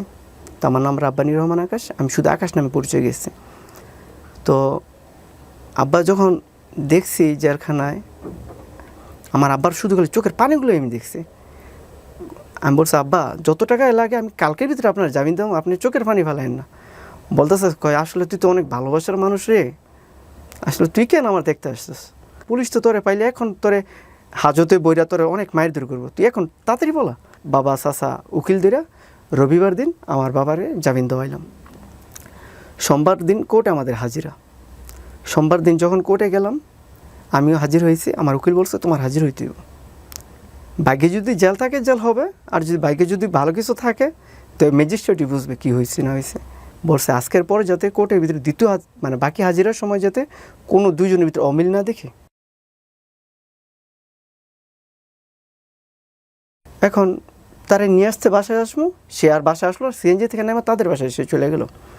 একই অবস্থা নোয়াখালী থেকে অবস্থানে আমার সাথে ফোনে যোগাযোগ হচ্ছে প্রতিনিয়ত, বলতেছে কোন অবস্থায় আছেন। আমি বলছি দেখো আমার বিরুদ্ধে ওয়ারেন্ট হয়েছে, এখন আমি বলতে পারি না আমার জীবনটা কোন মুহূর্তে কোথায় গিয়ে দাঁড়াবে। রাইট। বলছে আপনি আজকে একটু আসতে হবে আমাদের বাড়িতে। মানে ওর বাড়িতে যাওয়ার পরে বলছে আপনার এক নজর দেখলাম আর আমাদের ফ্যামিলি আপনার নিয়ে খুব আলোচনা করতেছে। আমি বলতেছি কী আলোচনা করতেছে? কয় দেখো আমার আম্মুর সাথে তুমি একটু কথা বলো। তো তার আম্মু আমার বলতেছে বাবা তুমি একটা কথা বলি, মনে কিছু নিও না, দেখো তুমি তো ওরে বিয়ে করে ফাইসে গেছো, এখন তোমার জেলই হয় কয় বছর হয় তাও জানি না, আমাদের মেয়েটা এদিক দিয়ে চুপচাপ বিয়ে করে 4 দিন সংসার করে গেলা, আসলে আমরা পুরো অল ফ্যামিলি তোমার অনেক সাপোর্ট করি, অনেক ভালোবাসি, তো তোমার পরবর্তীতে নেক্সট টাইম সম্পর্ক মানে সময়টা যে কী হইব আমরা ভাইবা কুল পাইতেছি না। তো বাবা তোমার কাছে একটা চাওয়া, তুমি যদি অনুমতি দাও আমাদের মেয়েটা আমরা দেখে শুনে অন্য জায়গায় বিয়ে দিয়ে দিই। এই জিনিসটা স্যার যখন শুনছি যেমন আকাশটা ব্যাগ মাথায় বলল, খারাপ সময় যখন আসে চতুর্দিক থেকে আসলে স্যার যদি আমার থেকে ভালো কোনো ছেলে পান তাহলে আপনার সাথীকে দেখে শুনে বিয়ে দিন। তো এইভাবে করতে করতে ঠিক 6 মাস পার হয়ে গেল মামলার। তো ওরা দেখা যেতেছে মানে কোনোভাবে জেল কাটাইতে পারতেছে না, কোর্টও আমাকে জেল দিতেছে না। ওরা এক সময় বিরক্ত হয়ে বলতেছে কি আপোষে আসবো। আপোষে বসলাম, বসার পরে সে ডিসিশন ভাত খাবে না। এখন সে একটা দাবি করছে, আমরা এতদিন মামলা টামলা করছি, অনেক টাকা পয়সা খরচ হয়েছে, এই দাবিটা দিয়ে দিবেন। এখন আমার বাপসা স্যার সবাই ময়মুরব্বীরা ছিল, ওই দিন বলতেছে ওরও তো অনেক টাকা পয়সা নষ্ট হয়েছে, ওর যে এতদিন মানে কোর্টে বোধহয় দৌড়াদৌড়ি করলো, ওর বাপের জেল কাটলো, ডিভোর্স হয়ে হলো আপনাদের? হ্যাঁ, আচ্ছা, কিছু টাকা পয়সার বিনিময়ে। কত টাকা দিলেন? টোটালিং 50,000 টাকা। এই ঘুরায় ফিরে 50,000 টাকা দিয়ে আপোষ। আমার মামলা আমি উঠাই নিয়েছি, আমিও তার বিরুদ্ধে একটা পরে মামলা করছিলাম, কিন্তু আমার মামলা কোনো কার্যকর হয় নাই। আপনি কি মামলা করছিলেন? মানে মারামারি মামলায় কেন, আমার উপর তারা আঘাত করছে, আমিও তো তাদের আঘাত করছি। আপনিও একটা মামলা করছেন? আমি একটা নেক্সট মামলা করছি, যখন আমি মামলা করছি তারা সিদ্ধান্ত নিয়েছে মামলা উঠাই ফেলাইবে, কাটাতে কাটা তোলা যেটাকে বলে। আপনি তো এই যে যৌতুকের মামলা যদি মিথ্যা হয়ে থাকে, আপনি তো যৌতুকের এগেনস্টে এই যে মামলাটা আছে এখানে, তার এগেনস্টে কিন্তু মামলা করা যায়। এটা যে মিথ্যা মামলা, এটা আপনি জানেন? স্যার আমি আপনার মামলা মিথ্যা কিনা আমি জানি না, মিথ্যা যৌতুক মামলা, নারী নির্যাতন মামলার এগেনস্টে কিন্তু মামলা করা যায়। জি জি, এখন স্যার আমি বর্তমানে এখন জানতেছি, কিন্তু আগে জানতাম, আগেগুলো জানতেন না? জি না স্যার। আমি এখানে একটা জিনিস বলে রাখি উইথ ডিউ রেসপেক্ট, আমি বলছি না যে বাংলাদেশের সব নারী নির্যাতন মামলা কিংবা যৌতুক মামলা মিথ্যা মামলা, না, আমি সেটা বলছি না। তবে আপনারা যারা এই সব মামলার মধ্যে জড়িত আছেন, খুব বিজ্ঞ আদালত সহ অনেকেই জানে যে প্রচুর হয়রানিমূলক মিথ্যা মামলা হয় এই নারী নির্যাতন এবং যৌতুক মামলার জায়গাটা থেকে। এবং এখানে আপনারা যদি একটু স্টাডি করেন তাহলে আপনারা নিজেরাও জানবেন, যারা মিথ্যা মামলা করেন তাদের এগেনস্টেও কিন্তু মামলা করার সুযোগ আছে, এবং এটা আমি যতদূর জানি যে আইনের ধারাতেই আছে। সুতরাং যদি আপনার বিরুদ্ধে মিথ্যা মামলা হয়ে থাকে, ঘাবড়ে যাওয়ার কোনো কারণ নাই। হ্যাঁ, আদালত কিন্তু কারো ব্যক্তিগত সম্পত্তি না, আদালতের কাজ হচ্ছে সুষ্ঠু বিচার। হ্যাঁ, সাময়িকভাবে হয়তো আপনি ক্ষতিগ্রস্ত হবেন, সাময়িকভাবে আপনি হয়তো একটা হ্যারাসমেন্টের শিকার হবেন, কিন্তু আপনি গিভ আপ করবেন না। আপনি অবশ্যই আপনার উকিলের সাথে পরামর্শ করে আপনার বিরুদ্ধে যদি মিথ্যা মামলা করা হয়ে থাকে, আপনি পাল্টা মামলার একটা প্রস্তুতি নেবেন, এবং পাল্টা মামলা যদি করার সুযোগ থাকে আপনি অবশ্যই সে মামলা করবেন, কারণ আপনারও তো অধিকার আছে, আইনের অধিকার পাওয়ার, তাই না? তার দুদিন পর আমার মা বাবার সাথে একটা ডিসিশন নিলাম, আমার যে দ্বিতীয় ওয়াইফ আমি বিয়ে করে নোয়াখালীতে রেখে আসছে তার আমি নিয়ে আসবো। যেদিন আমার ওয়াইফের সাথে আমার ফাইনালি ডিভোর্স ছিল, সেদিন রাত্রে আমাকে একজন ফোন দিয়ে বলতেছে তো বিয়ে। আপনি মাঝখানে যোগাযোগ রাখেন নাই? হ্যাঁ, যোগাযোগ রাখছি। তো হুট করে কিভাবে বিয়ে হয়? তো আমাকে জানায় না বিষয়টা। আপনার মধ্যে ডিভোর্স হয়েছে? আপনাদের বিয়েটা কিভাবে হয়েছিল? কাগজে কলমে হয়েছে? হ্যাঁ, কাগজ কলমে কাবিনও হয়েছে। তো আপনি ডিভোর্স দিয়েছেন না তার আগে? আমি তো আমার দ্বিতীয় ওয়াইফের কোনো ডিভোর্স আমি পাইনি, এখনো পাইনি। আপনি তাকে ডিভোর্স দেন নাই? জি না। তো হুট করে এসে বিয়ে বসে গেল? তারপর আমার আসলে কথাটা বিশেষ হলো না, কিন্তু ওই দিন ফোন দিচ্ছি নাম্বার বন্ধ পাচ্ছে, তারপরের দিনে ফোন দিচ্ছি নাম্বার বন্ধ পাচ্ছে। শুক্রবার দিন যেমন আমার প্রথম ওয়াইফের সাথে সব কিছু ডিসমিস হলো, রবিবার দিন আমি সরাসরি নোয়াখালী চলে গেলাম তাদের বাড়িতে, বিকেলে রওনা দিছি, যাইয়া রাত্রে 9টা পৌঁছেছি। এখন যখন সামনে যাই আমি পৌঁছেছি, সে তার সাথে আমার কোনো যোগাযোগ হয় না, সে যেমন আসার জন্য প্রস্তুত হয়ে আছে। আমি যখন যাইয়া পৌঁছেছি, পৌঁছানোর পরে মা চোখের পানি ফেলাইতেছে, চোখের পানি ফেলাইতেছে আমার জন্য। তখন বলতেছি তোমার আমি নিতে আসছি, তখন সে সাথে সাথে মানে বরকাটা পইরা ঢাকা এসে পড়বো। এখন আমি ঢাকায় যখন নিয়ে আসলাম। ও নিয়ে আসছেন আপনি? হ্যাঁ, রাত্রে যে মানে জিজ্ঞেস করেন না আপনার বিয়ে হয়েছে কিনা? না, এগুলো স্যার আমি জিজ্ঞেস করি নাই। কি ধরনের আর কথাগুলো? বিষয়টা হচ্ছে আমি জিজ্ঞেস কেন করিনি স্যার, আমি যখন গেছি যাইয়া ওদের বাসায় যে 1 গ্লাস পানি খাইছি, তখন সেদি মানে প্রস্তুতি নিতেছে আমার সাথে চলে আসবো, মানে সেও আমার পাগলের মতন ভালোবাসে। তারপর যখন নাকি আমি ঢাকা আসি রাত্রে 3টা বাজে ঢাকা এসে পৌঁছেছি, সাথী মানে খাটে শুয়ে আছে, আমি নিচে বসে আছি। তখন সাথীকে বলতেছি, সাথী একটা কথা শুনছি, একটা কথা শুনলাম গতকালকে রাত্রে একজনে ফোন দিয়ে এই কথা, মানে 2 দিন আগে রাত্রে ফোন দিয়ে এই কথাটা আমাকে একজনে বলছে, তোমার নাকি বিয়ে হয়ে গেছে, কথাটা কি সত্যি? এখন এই কথাটা যখন আমি তাকে প্রশ্ন করলাম, সে চুপচাপ নীরব হয়ে আছে। আধা ঘন্টা পর সে আস্তে উত্তর দিল কি, হ্যাঁ গত 2 দিন আগে আমার বিয়ে হয়ে গেছে। আমার মাথায় তো মানে পুরো মানে কি বলবো, মানে আকাশটা ভেঙে পড়লো। ওর বাবা নাই? এই মেয়েটার বাবা নাই? বাবা নেই, মেয়েটা অনেক ভালো, তার বাবা নেই। আমি বললাম তো তুমি আমার সাথে আসলা কিসে লেগা? আমি তো আপনারা আমার জীবন চেয়ে বেশি, লাইফের চেয়ে বেশি ভালোবাসি, আমি আপনারা ছাড়া কিচ্ছু বুঝি না। আমি বললাম দেখো সাথী, আমি এতদিন বহুত কষ্টের নৌকা পাইছি, তো আজকে আমি হয়তোবা মুক্তি হইয়া তোমারে নিয়ে আসছি, ভাবছিলাম তোমারে নিয়ে আমি ঘর বাঁধবো, কিন্তু তোমারও গতকালকে বিয়ে হয়ে গেছে, অর্থাৎ তুমি অন্যজনের হয়ে গেছো। তো তুমি তো আমার বাড়িতে যখন আমি গেছিলাম, তুমি তো এগুলো আমাকে বাইঙ্গা বলতে পারতা। আমি তোমাকে একটা কথা বলি।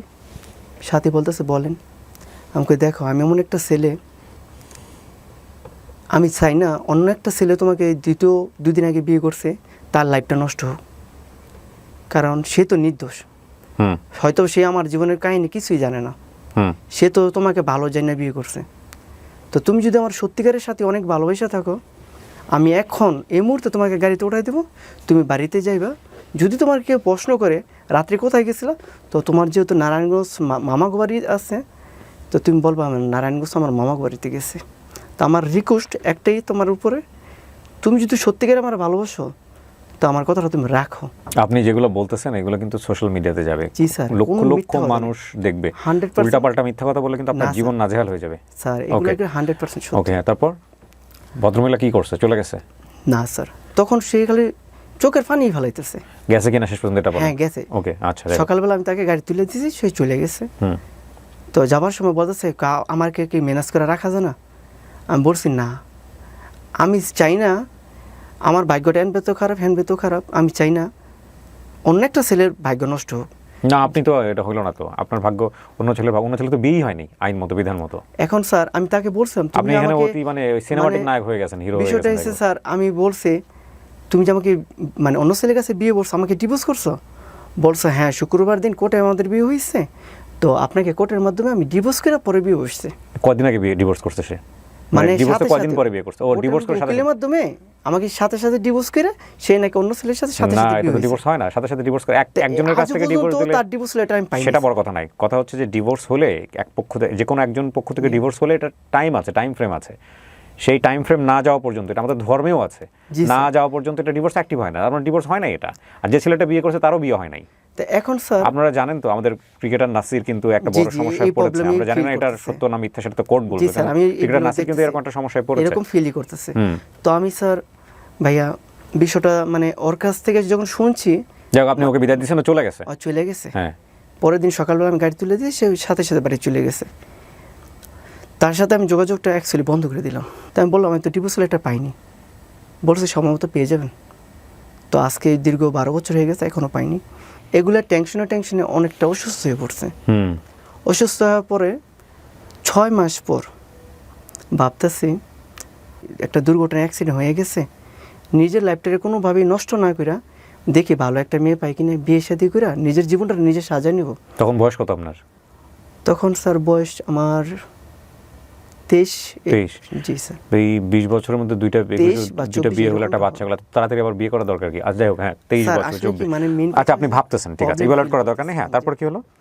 যখন নাকি আমি তৃতীয় বিয়ে করার জন্য প্রস্তুতি নিই, আমাদের বাড়ির পাশের বাড়িতে একটা মেয়ে বেড়াইতে আসছে, ওইটা আমাদের পাশের গ্রামেরই।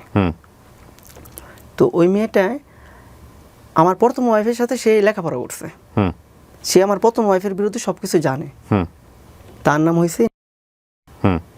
তো বলতেছে ভাইয়া আমি তো আপনার বিরুদ্ধে সবকিছু জানি, আপনি যদি রাজি থাকেন আমি আপনার কাছে বিয়ে বসবো। সে নিজে থেকে আমাকে প্রস্তাব করলো। তার সাথে যখন আমি পরিচয় হইলাম, তো আমিও তাকে মানে ওই সময়টা অনেক পছন্দ করতাম। বলতাম না, যেহেতু ওই দেখাশোনা মাশাআল্লাহ অনেক ভালো, আমি অবশ্যই বউ করব। এই কথাটা আমার আব্বা মাকে জানাইলাম। তো আমার আব্বা মা বলতেছে এত সুন্দর মেয়ে তোমার পছন্দ করব? আমি বলছি আব্বা, সে নিজে থেকে আমার অফার করছে। আব্বা মার সাথে বিষয়টা শেয়ার করলাম, বললাম সে নিজে থেকে অফার করছে, আপনারা যান তাদের বাড়িতে, মানে আমার ঘর সম্বন্ধ নিয়ে তারা মানবো। তখন আব্বা মা যখন নাকি আমার বিয়ের বিষয় নিয়ে কথাবার্তা বলতে গেছে, তারা বিষয়টা মানছে, ঠিক আছে আমাদের মেয়ে বিয়ে দিব। ওই মেয়ে কি এর আগে বিয়ে হয়েছিল? জি না, ওই মেয়ের আগে বিয়ে হয়নি। আচ্ছা, ওকে। কপাল আপনার। আমাদের পাশের গ্রামে, মানে আমাদের বাড়ি মদনপুর, তাদের পাশের গ্রাম চাঁদপুর। তো যখন অফার নিয়ে গেল, তখন ওর মা বাবা রাজি বিয়ে দেওয়ার জন্য। হঠাৎ বিয়ের আগের দিন বিয়ের ডেটটা ঘুরাই দিতে হবে, আগামীকাল বিয়ে, আজকে বৃহস্পতিবার সকালবেলা, তো বিয়ের ডেটটা ঘুরাই দেবেন। মানে কি হয়েছে? আমি তো আত্মীয় স্বজন সব দাওয়াত করে ফেলাইছি, 100 মানুষ চলন খাওয়াবেন আপনারা। আমি তো আত্মীয় স্বজন সবাইকে দাওয়াত করছি, আগামীকাল আমার বিয়ে।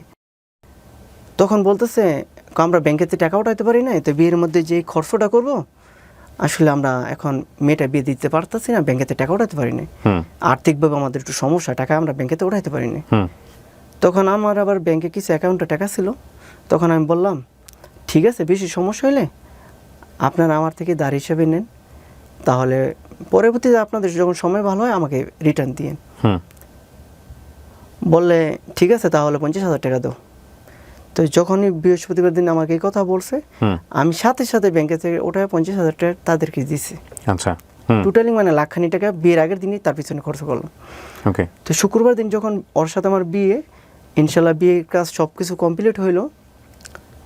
শুক্রবার দিন বিয়ের মাগরিবের পরে যখন নাকি বিয়ে পড়ানো হয়েছে, হঠাৎ আর একটা মশা দিল, বউ দিবে না। কেন দিবে না? বলছে বউ আবার 6 মাস পর অনুষ্ঠান করে একবারে উঠাই দিব। তখন ওইখানকার মেম্বার সাহেব, তো উনি আমাকে খুব আদর যত্ন করে, উনি চিনে জানে। তো উনি বলতেছে ঠিক আছে, তোমার বউ যদি তুমি নিয়ে যেতে চাও, তোমার অধিকার আছে, তুমি নিয়ে যেতে পারো। আমি বলতেছি ওর বাপ মা তো এখন বলতেছে দিবে না। আমি বলছি আজকে যেহেতু আমাদের বাড়ির সবাই সদস্যরা অপেক্ষা আছে, আমি আজকে নতুন বউ বাসায় নিয়ে যাব, তো ঠিক আছে আজকে বাসায় নিয়ে যাই, প্রয়োজনে বিয়ের পরের দিন আরাবুলের সময় এসে সে কয়েকদিন থেকে যাবেন, বা যতদিন রাখে আপনারা রাখেন। এখন মানে বলতেছে 6 মাস পরে আবার অনুষ্ঠান করে বড় করে দিবে। আমি বলছি আমি তো এত বড় অনুষ্ঠান তো আমার প্রয়োজন নেই। তো আমার বউ আমি নিয়ে গেলাম। তো মেম্বারশিপ আমাকে সহযোগিতা করছে, ঠিক আছে তোমার ওয়াইফ তুমি নিয়ে যাও। তো আমার ওয়াইফ আমি বাসায় নিয়ে আসছি। তো বিয়ের পরের দিন অগো বাড়ির ফ্যামিলিদেরকে আমি সবাইকে দাওয়াত করছি, আমার বাড়িতেই না খাওয়া দাওয়া করেছি। তারপরে অগো মেয়েরে ওরা বাড়িতে নিয়ে গেছে, আমারও সাথে নিয়ে গেছে। এখন দেখি রাত্রিবেলা দুজনকে 2 রুমে দিয়ে দেয়। আমি আসলে ওদের মানে কোন মতিগতি বুঝতেছেন না আপনি? হ্যাঁ,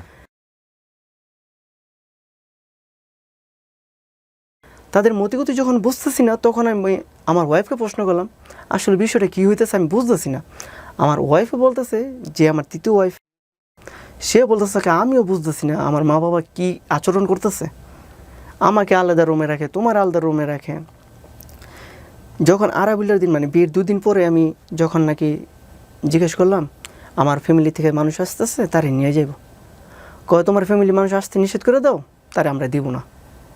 আমি বলছি কেন দিবেন না? সে আমার ওয়াইফ, নিব না না নিব এটা তো আমাদের ডিসিশন। বলতেছে না দিব না। কেন দিব না? আমরা মেয়ে বিয়ে দিলে অন্য জায়গায় 2-4-5 লাখ টাকা লিয়ে দিতাম, তুমি যদি আর 1 লক্ষ টাকা দিতে পারো তো মেয়ে দিব।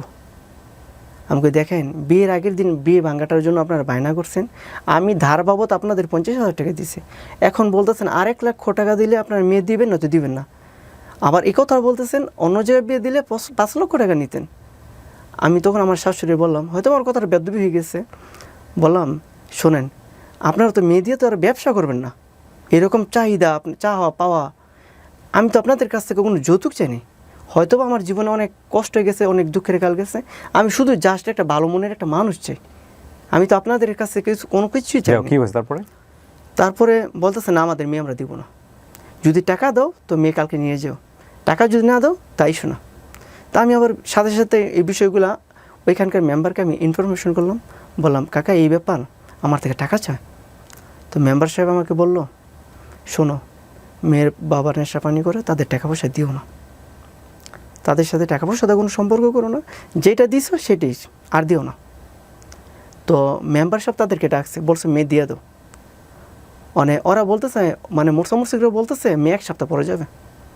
আমাকে যা আচ্ছা ঠিক আছে গোট 1 সপ্তাহ পরেই নিব। তো তৃতীয় বিয়ে করার 4 দিন পরে আমি 3 দিনের জামাতে যাব। তখন আমি বাসা থেকে মানে সফরের উদ্দেশ্যে বের হয়েছি স্যার। তখন কাজে একটা ডিভোর্স লেটার আমার হাতে ধরাই দিল। আমি বললাম কিসের ডিভোর্স লেটার? বলতেছে গতকালকে তোমার তৃতীয় ওয়াইফের ফ্যামিলির বাড়িতে গেছিলো তুমি, ওয়াইফ নিয়ে আসছে? আমি বলছি হ্যাঁ। কয় তোমার তৃতীয় ওয়াইফরে তারা ভাত খাওয়াবে না, তোমাকে ডিভোর্স লেটার পাঠাইছে, তুমি এটা গ্রহণ করে নাও। আচ্ছা দাঁড়ান, এই তৃতীয় ওয়াইফকে বিয়ে করার কয়দিন পরে ডিভোর্স লেটার পাঠাইছে? 4 দিন পর।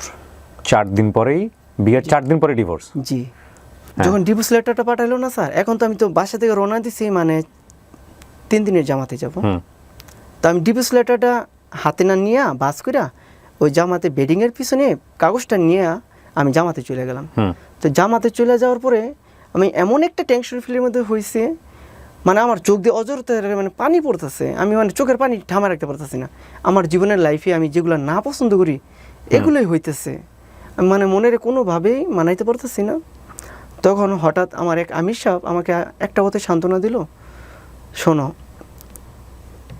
জীবনটা এত সোজা না, অনেক কঠিন, জীবনে যত কিছুই আসুক নিজের মনের বুঝানো, পাগলামি কোনো কিছু করো না। আল্লাহ পাক তোমার পরীক্ষা নিতেছে এগুলা। তুমি জামাতে আসছো, তুমি জামাত থেকে কিন্তু আবার চলে যাও না। আমি বলছি না, আমি জামাত থেকে যাব না। তো জামাত যেদিন মঙ্গলবার দিন আমি জামাতে গেছি, তো শুক্রবার দিন জুমার নামাজ পড়ে জামাত থেকে আমি রিটার্ন বাড়িতে আসবো। আমি রিটার্ন যখন বাড়িতে আসবো, আমাদের বাড়ির সামনে, গেটের সামনে আমি প্রবেশ করছি, তখন দিয়ে আমার তৃতীয় ওয়াইফ আমাদের বাড়িতে হাজির। সে ডিভোর্স করার 3 দিন পরে আমি জামাত থেকে যখন বাড়িতে রিটার্ন আসছি, সে হাজির। আমি বলতেছি, তুমি তো আমাকে ডিভোর্স লেটার পাঠাইছো, তো তুমি আমাদের বাড়িতে হাজির হইলে কিভাবে? কয়, দেখেন আমার মায়েরা আমার অত্যাচার করে কি করছে, আমার বাপ মায়। আচ্ছা, আপনার ডিভোর্স লেটার সই করে মানে আপনার কাছে পাঠানোর লেগে আমার বহুত টর্চার করছে। আমি শুনছি আপনি জামাতে গেছেন, তা আপনি বাড়িতে আসছেন, আমিও আপনার সাথে সংসার করব। আমার মা বাবা কি বলে না বলে আমি সেটা দেখবো না, আমি আপনার সাথে সংসার করব। তো আমি বলছি, তো তুমি আমার জন্য এতগুলো মায়ের খেলা, বলতেছে ওইগুলো আমি সব মাইনা নিব, তো কাজী অফিসে চলেন। আমি বলছি, তখন যে কাজী আমার হাতে ডিভোর্স লেটারটা দিয়ে দিচ্ছে, তার বাড়িতে গেলাম। এখন কাজী বলতেছে, সে যদি তোমার ভাত খাইতে চায় তবা করে খাইতে পারবো, কারণ এটা 3 মাস সময় আছে। এটা কাজী আমাদের একটা সান্ত্বনা দিল, বললো 3 মাস সময় আছে, সে যদি খাইতে চায় খাইতে পারবে, তুমি তো আর ডিভোর্স লেটার সই করো না, হয়তো সাথে নিয়ে গেছো। তো এক কাজ করো, ওরে বাড়িতে নিয়ে যাও। তো আমার ওয়াইফকে দেখলাম টবা করাইয়া আমার সাথে দিয়ে দিল, আমার তৃতীয় ওয়াইফকে। যখন দিয়ে দিছে, তো প্রতিনিয়ত আমার ওয়াইফের মোবাইলে তার বাপ মা ফোন দিয়ে তার হুমকি টুমকি দেওয়া শুরু করে দিচ্ছে, ভালো মতন আয় নয়তো মেরালাম। তো প্রতিনিয়ত হুমকি টুমকি দেয় দেখে আমি অ্যাকচুয়ালি তার সাথে একটু যোগাযোগটা তার ফ্যামিলির সাথে বন্ধ করে দিলাম। এখন আমার ওয়াইফ চাইতেছে, কয় তুমি কিন্তু আমাদের বাড়িতে আর নায়র দিও না। তো 2 দিন পর পর ওর বাপে আসে, নয়তো ওর মা আসে, মানে নায়রের কথা বলে চায় ওরে নিয়ে বাসা আটকাইতে। এভাবে 3 মাস কেটে গেল। ওর মা বাবা আমাদের বাসায় আসছে, সাথে 10-12টা ছেলে নিয়ে আসছে, হয়তো 7 আপ নয়তো স্প্রিট। বলতেছে, রাব্বানি তোর জন্য স্প্রিট বা 7 আপ এমন একটা জিনিস পানি, মানে আমার মা বলছে কি জানি, আইসা বলছে তুই নাকি দোকান থেকে দিছস, ওরে খাওয়াইছে। খাওয়ার পরে সে অজ্ঞানী হয়ে গেল, তারে নিয়ে গেছে। তখন তো আমাকে আমার দোকানে এসে একজন খবর দিতেছে, ভাই আপনি নাকি আপনার ওয়াইফটি স্পিরিট কিনে দিয়েছেন, স্পিরিট খেয়ে তো সে মারা গেছে। ওই দিন আসলে স্যার আমার চেঞ্জটা খারাপ হয়ে যাওয়ার পরে আমার বাড়িতে একটা রান্দা ছিল, ওই রান্দাটা নিয়ে গেছি। আমি ওই শ্বশুর শাশুড়ি হয়তো বা আমি আমার ওয়াইফ নিয়ে আসবো তাদের কাছ থেকে উদ্ধার করে, নয়তো আমি তাদেরকে মেরে ফেলবো, শ্বশুর শাশুড়িকে। হ্যাঁ, এরকম একটা প্ল্যান করে আমি আমার বাড়ি থেকে রান্দাটা প্রকাশ নিয়ে গেছি। বাড়িতে রান্দা রাখছেন কেন? রান্দাটা দিয়ে আসলে জি না স্যার, তাহলে এটা দিয়ে মাঝে মধ্যে আপনার গাছের ডাল বাল কাটি। শোনেন, আমি গ্রামে বড় হয়েছি, আমি কিন্তু কাহিনী জানি। আমরা বলেন রামদার কোনো কাজই লাগে না, মানে রান্দাটা মানে কি, আমি বলি রামদা এমন একটা জিনিস, এটা কোনো কাজই লাগে না গ্রামীণ জীবনে। এটা শেষ করি, গ্রামীণ জীবনে এটার কোনো ব্যবহারই নাই, কিন্তু এটা অনেক বাড়িতে রাখে শুধুমাত্র এই মারামারি ঢানামারি আর নিজেদের পাওয়ার শো অফ করার জন্য। গ্রামের ছেলেপেলেরাও ইয়াং উঠতি বয়সে রামদার হকি স্টিক এই জিনিসগুলো রাখতো। জি স্যার, যেটা সত্যি কথা বলতেছি, তো আপনার ছিল রামদা, মানে দাও বলতে মানে রামদা মানে একটা বড় রামদা, সবাই জানে এটা। হ্যাঁ, যেটা রে প্ল্যান কাটার জন্য আমার আব্বা গাছপালা কাটার জন্য আলাদা দা আছে, রামদার কোনো কাজ হয় না গাছপালা। তো ওইটা নিয়ে যখন আমি গেছি, আমার সিদ্ধান্ত হয়েছে হয়তো আমার বউ আমি উদ্ধার করে নিয়ে আসবো, নয়তো নিজের জীবন দিয়ে আসবো, না তো আমি ওদের মেরে ফেলবো। এরকম একটা প্ল্যান করে আমি প্রথম আমাদের মদনপুর 4টা হাসপাতাল আছে, প্রথম মা হসপিটাল গেলাম, দেখি ওইখানে ভর্তি করে নেয়। তারপর ইশাকা হাসপাতাল গেলাম, রামদানি আমাকে সবাই চিনে আমাদের মদনপুর। তা আপনি রামদানি হাসপাতালে ঘুরতেছেন, আপনাকে আমাকে সবাই চিনে, কিন্তু মানে সব ডাক্তার নার্স মানে প্রতিটা হাসপাতাল সবাই আমাকে চিনে। এমনি মদনপুর আলহামদুলিল্লাহ আপনাদের তো অনেক। তারপর কি হলো? তো সবাই বলতেছে কারে খোঁজো, আমি বলছি আমার ওয়াইফ খুঁজি। তো 4টা হাসপাতাল নিয়ে আমি রামদা নিয়ে হাঁটলাম, কিন্তু সবাই বলতেছে তুমি কারে খোঁজো, আমি বলতেছি এক কথায় আমার ওয়াইফ খুঁজে। যখন নাকি একজন এসে একটা ভুল ইনফরমেশন দিছে, বলতেছে ওরে তো বাড়িতে নিয়ে গেছে। আমি এই খবর শুনি না, মানে মদনপুর চাঁদপুর তো একসাথে। আপনার সাথে আর কেউ ছিল ওই সময়? জি না স্যার, একাই। যখন নাকি আমি ওদের বাড়িতে গেছি, ওগো বাড়িতে যাওয়ার পরে কই রুমের ভিতরে আছে, তো আমি রুমের ভিতরে ঢুকে গেছি, রুমটা পিছন দেওয়া মানে সিটকা লাগিয়ে ফেলাইছে। তো যে রুমে ঢুকেছে ওই রুমে একটা শিশু বাচ্চা ছিল, বাচ্চাটা কান্না করতেছে। আমি চাইছিলাম বাচ্চাটা বের করে মানে বাইরে দিতে, তা দাঁড়া রাইখা আমি মানে বাচ্চাটা বের করে দিতে চাইছিলাম। আমার তৃতীয় ওয়াইফের মা বাবা ওইখানে মানে এরা তো মানে বাহিনী আগেই বাউ করে রাখছে, বলছে ডাকাতি করতেছে।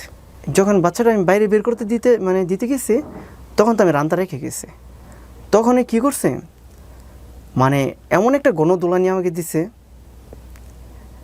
ওই দিন মানে হকি স্টিক দিয়ে বাইরে আমার পাটা ভেঙে ফেলেছিল। সবাই মিলে মারছে আপনাকে? হ্যাঁ, মানে ওরা তো বাহিনী আগেই বাউ করে রাখছে, প্ল্যান করে রাখছে। আমি বারবার বলতেছি এটা একপাক্ষিক বলা বক্তব্য, এবং এই বক্তব্য শুনে কোনোভাবেই মনে করা যাবে না যে উনি যেটা বলতেছেন সেটা শতভাগ সঠিক। আমি এটা শুধুমাত্র ওনার ক্ষেত্রে না, যে কোনো লাইফ স্টোরি বলার ক্ষেত্রে, কারণ এটা যখন যে বলবে, দেখেন উনি এতক্ষণ ধরে বলেছে ওনার নিজের কোনো অপরাধ কিন্তু আপনারা খুঁজে পান নাই, এতগুলো মানুষ আসলো ওনার জীবন থেকে চলে গেল, নিশ্চয়ই তাদের বক্তব্য শুনলে ওনার হাজারটা অপরাধ খুঁজে পাওয়া যেত।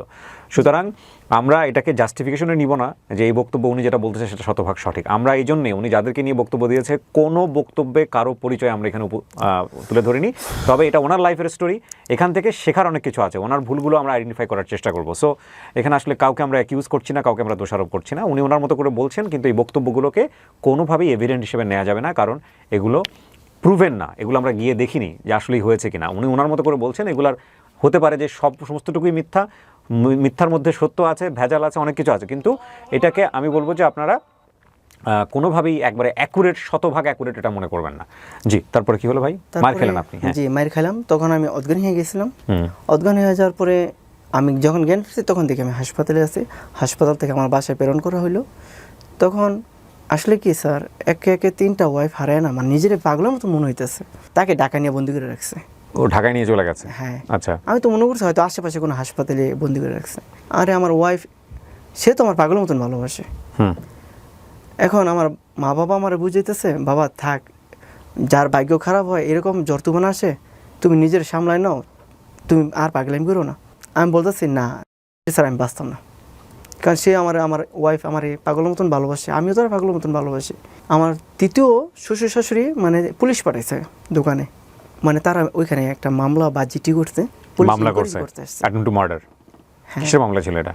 এটা মানে তাকে বিষ খাওয়াই মাইরা ফেলাইছে, মানে বিষ খাওয়াইছে, ওর বাপ মা উদ্ধার করে তাকে হাসপাতালে নিয়ে গেছে। এরকম একটা নাটক সাজা একটা মামলা করছে। তো পুলিশটা বুঝে শুনে বলছে ঠিক আছে, আমরা মেম্বাররা চেয়ারম্যানরা বিষয়টা বইসা আমরা হ্যান্ডেল করবো, ওরে নেওয়া দরকার নেই। তো পুলিশ আমাকে নিল না। পুলিশরা বললো আপনারা যাচাই বাছাই করে দেখেন এই ছেলে ওর ওয়াইফকে বিষ খাওয়ায় নাই। তো পুলিশ আমাদের বাড়ির সাথে যাচাই বাছাই করে দেখছে না, আমি এরকম কোনো বিষ খাওয়াই নাই। আমি এবার বলছি আপনারা ওরা পরীক্ষা নিরীক্ষা করেন, যদি আমি কোনো বিষ জাতীয় কোনো কিছু খাওয়াই থাকি, যেটা কোর্ট যেটা সাজা দেবো সেটা মাথা হইতে নেব।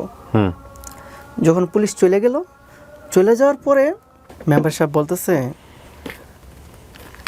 তোমার তৃতীয় ওয়াইফের ওরা ফ্যামিলি ভালো না, ওর সাথে ঝগড়াঝাগড়ির মধ্যে না যেয়া তুমি বিষয়টা মাইনা নাও।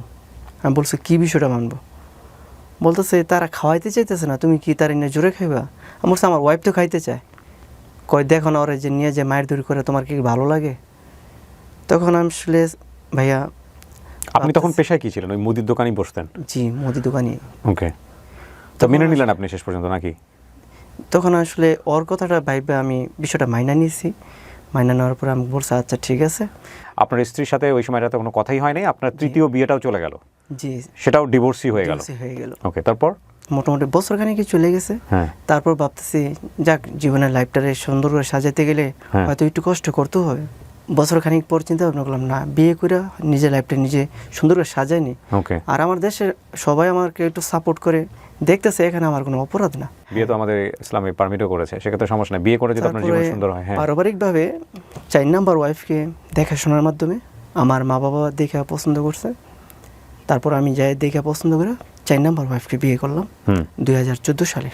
সবকিছু জেনেছিল সে যে আপনার বিয়ের আগে যে আপনার আরো 3টা বিয়ে আছে, বাচ্চা আছে একটা, সবকিছু যাচাই বাছাই করে আমার কাছে বিয়েটা দিয়েছে। ওই মেয়েও কি প্রথম বিয়ে করেছে আপনাকে নাকি? সেও অবিবাহিতই ছিল? সেও অবিবাহিত স্যার। চিন্তা করেন বেচারির কপাল কি। সেও মানে আমি একদিন ফজরের নামাজ পড়ে তাকে দেখতে গেছিলাম, সেও আমাকে 3 বিয়ে করছে, আর সে হচ্ছে আলটিমেটলি মানে তার প্রথম। হ্যাঁ, আমাদের 15 সালে বেবি হইলো, ছেলে হইলো, দ্বিতীয় ছেলে হইলো আমার মানে প্রথম স্ত্রীর পরে। হ্যাঁ, চতুর্থ ওয়াইফের করে দ্বিতীয় ছেলে হইলো। তো 2020 সালে আমার প্রথম ওয়াইফের অন্য জায়গায় বিয়ে হয়েছে। হ্যাঁ, সে আমাকে একদিন স্মরণ করছে, বলছে ভাইয়া একটু বাসায় আসেন, আপনার সাথে একটু কথা আছে। তা আমি বলছি আচ্ছা ঠিক আছে। তো আমি আবার গিয়েছি, যাওয়ার পর বলতেছে আমার তো বিয়ে হয়ে যাচ্ছে, যদি আমি পারি আমার কাছে ছেলেটা রাখবো, আর যদি আমি না রাখতে পারি তাই তোমার কাছে আমি দিয়ে দেবো। তখন বললাম ঠিক আছে, তোমার বিয়ের পরে যদি তুমি না রাখতে পারো আমাকে দিয়ে দিও আমারটা।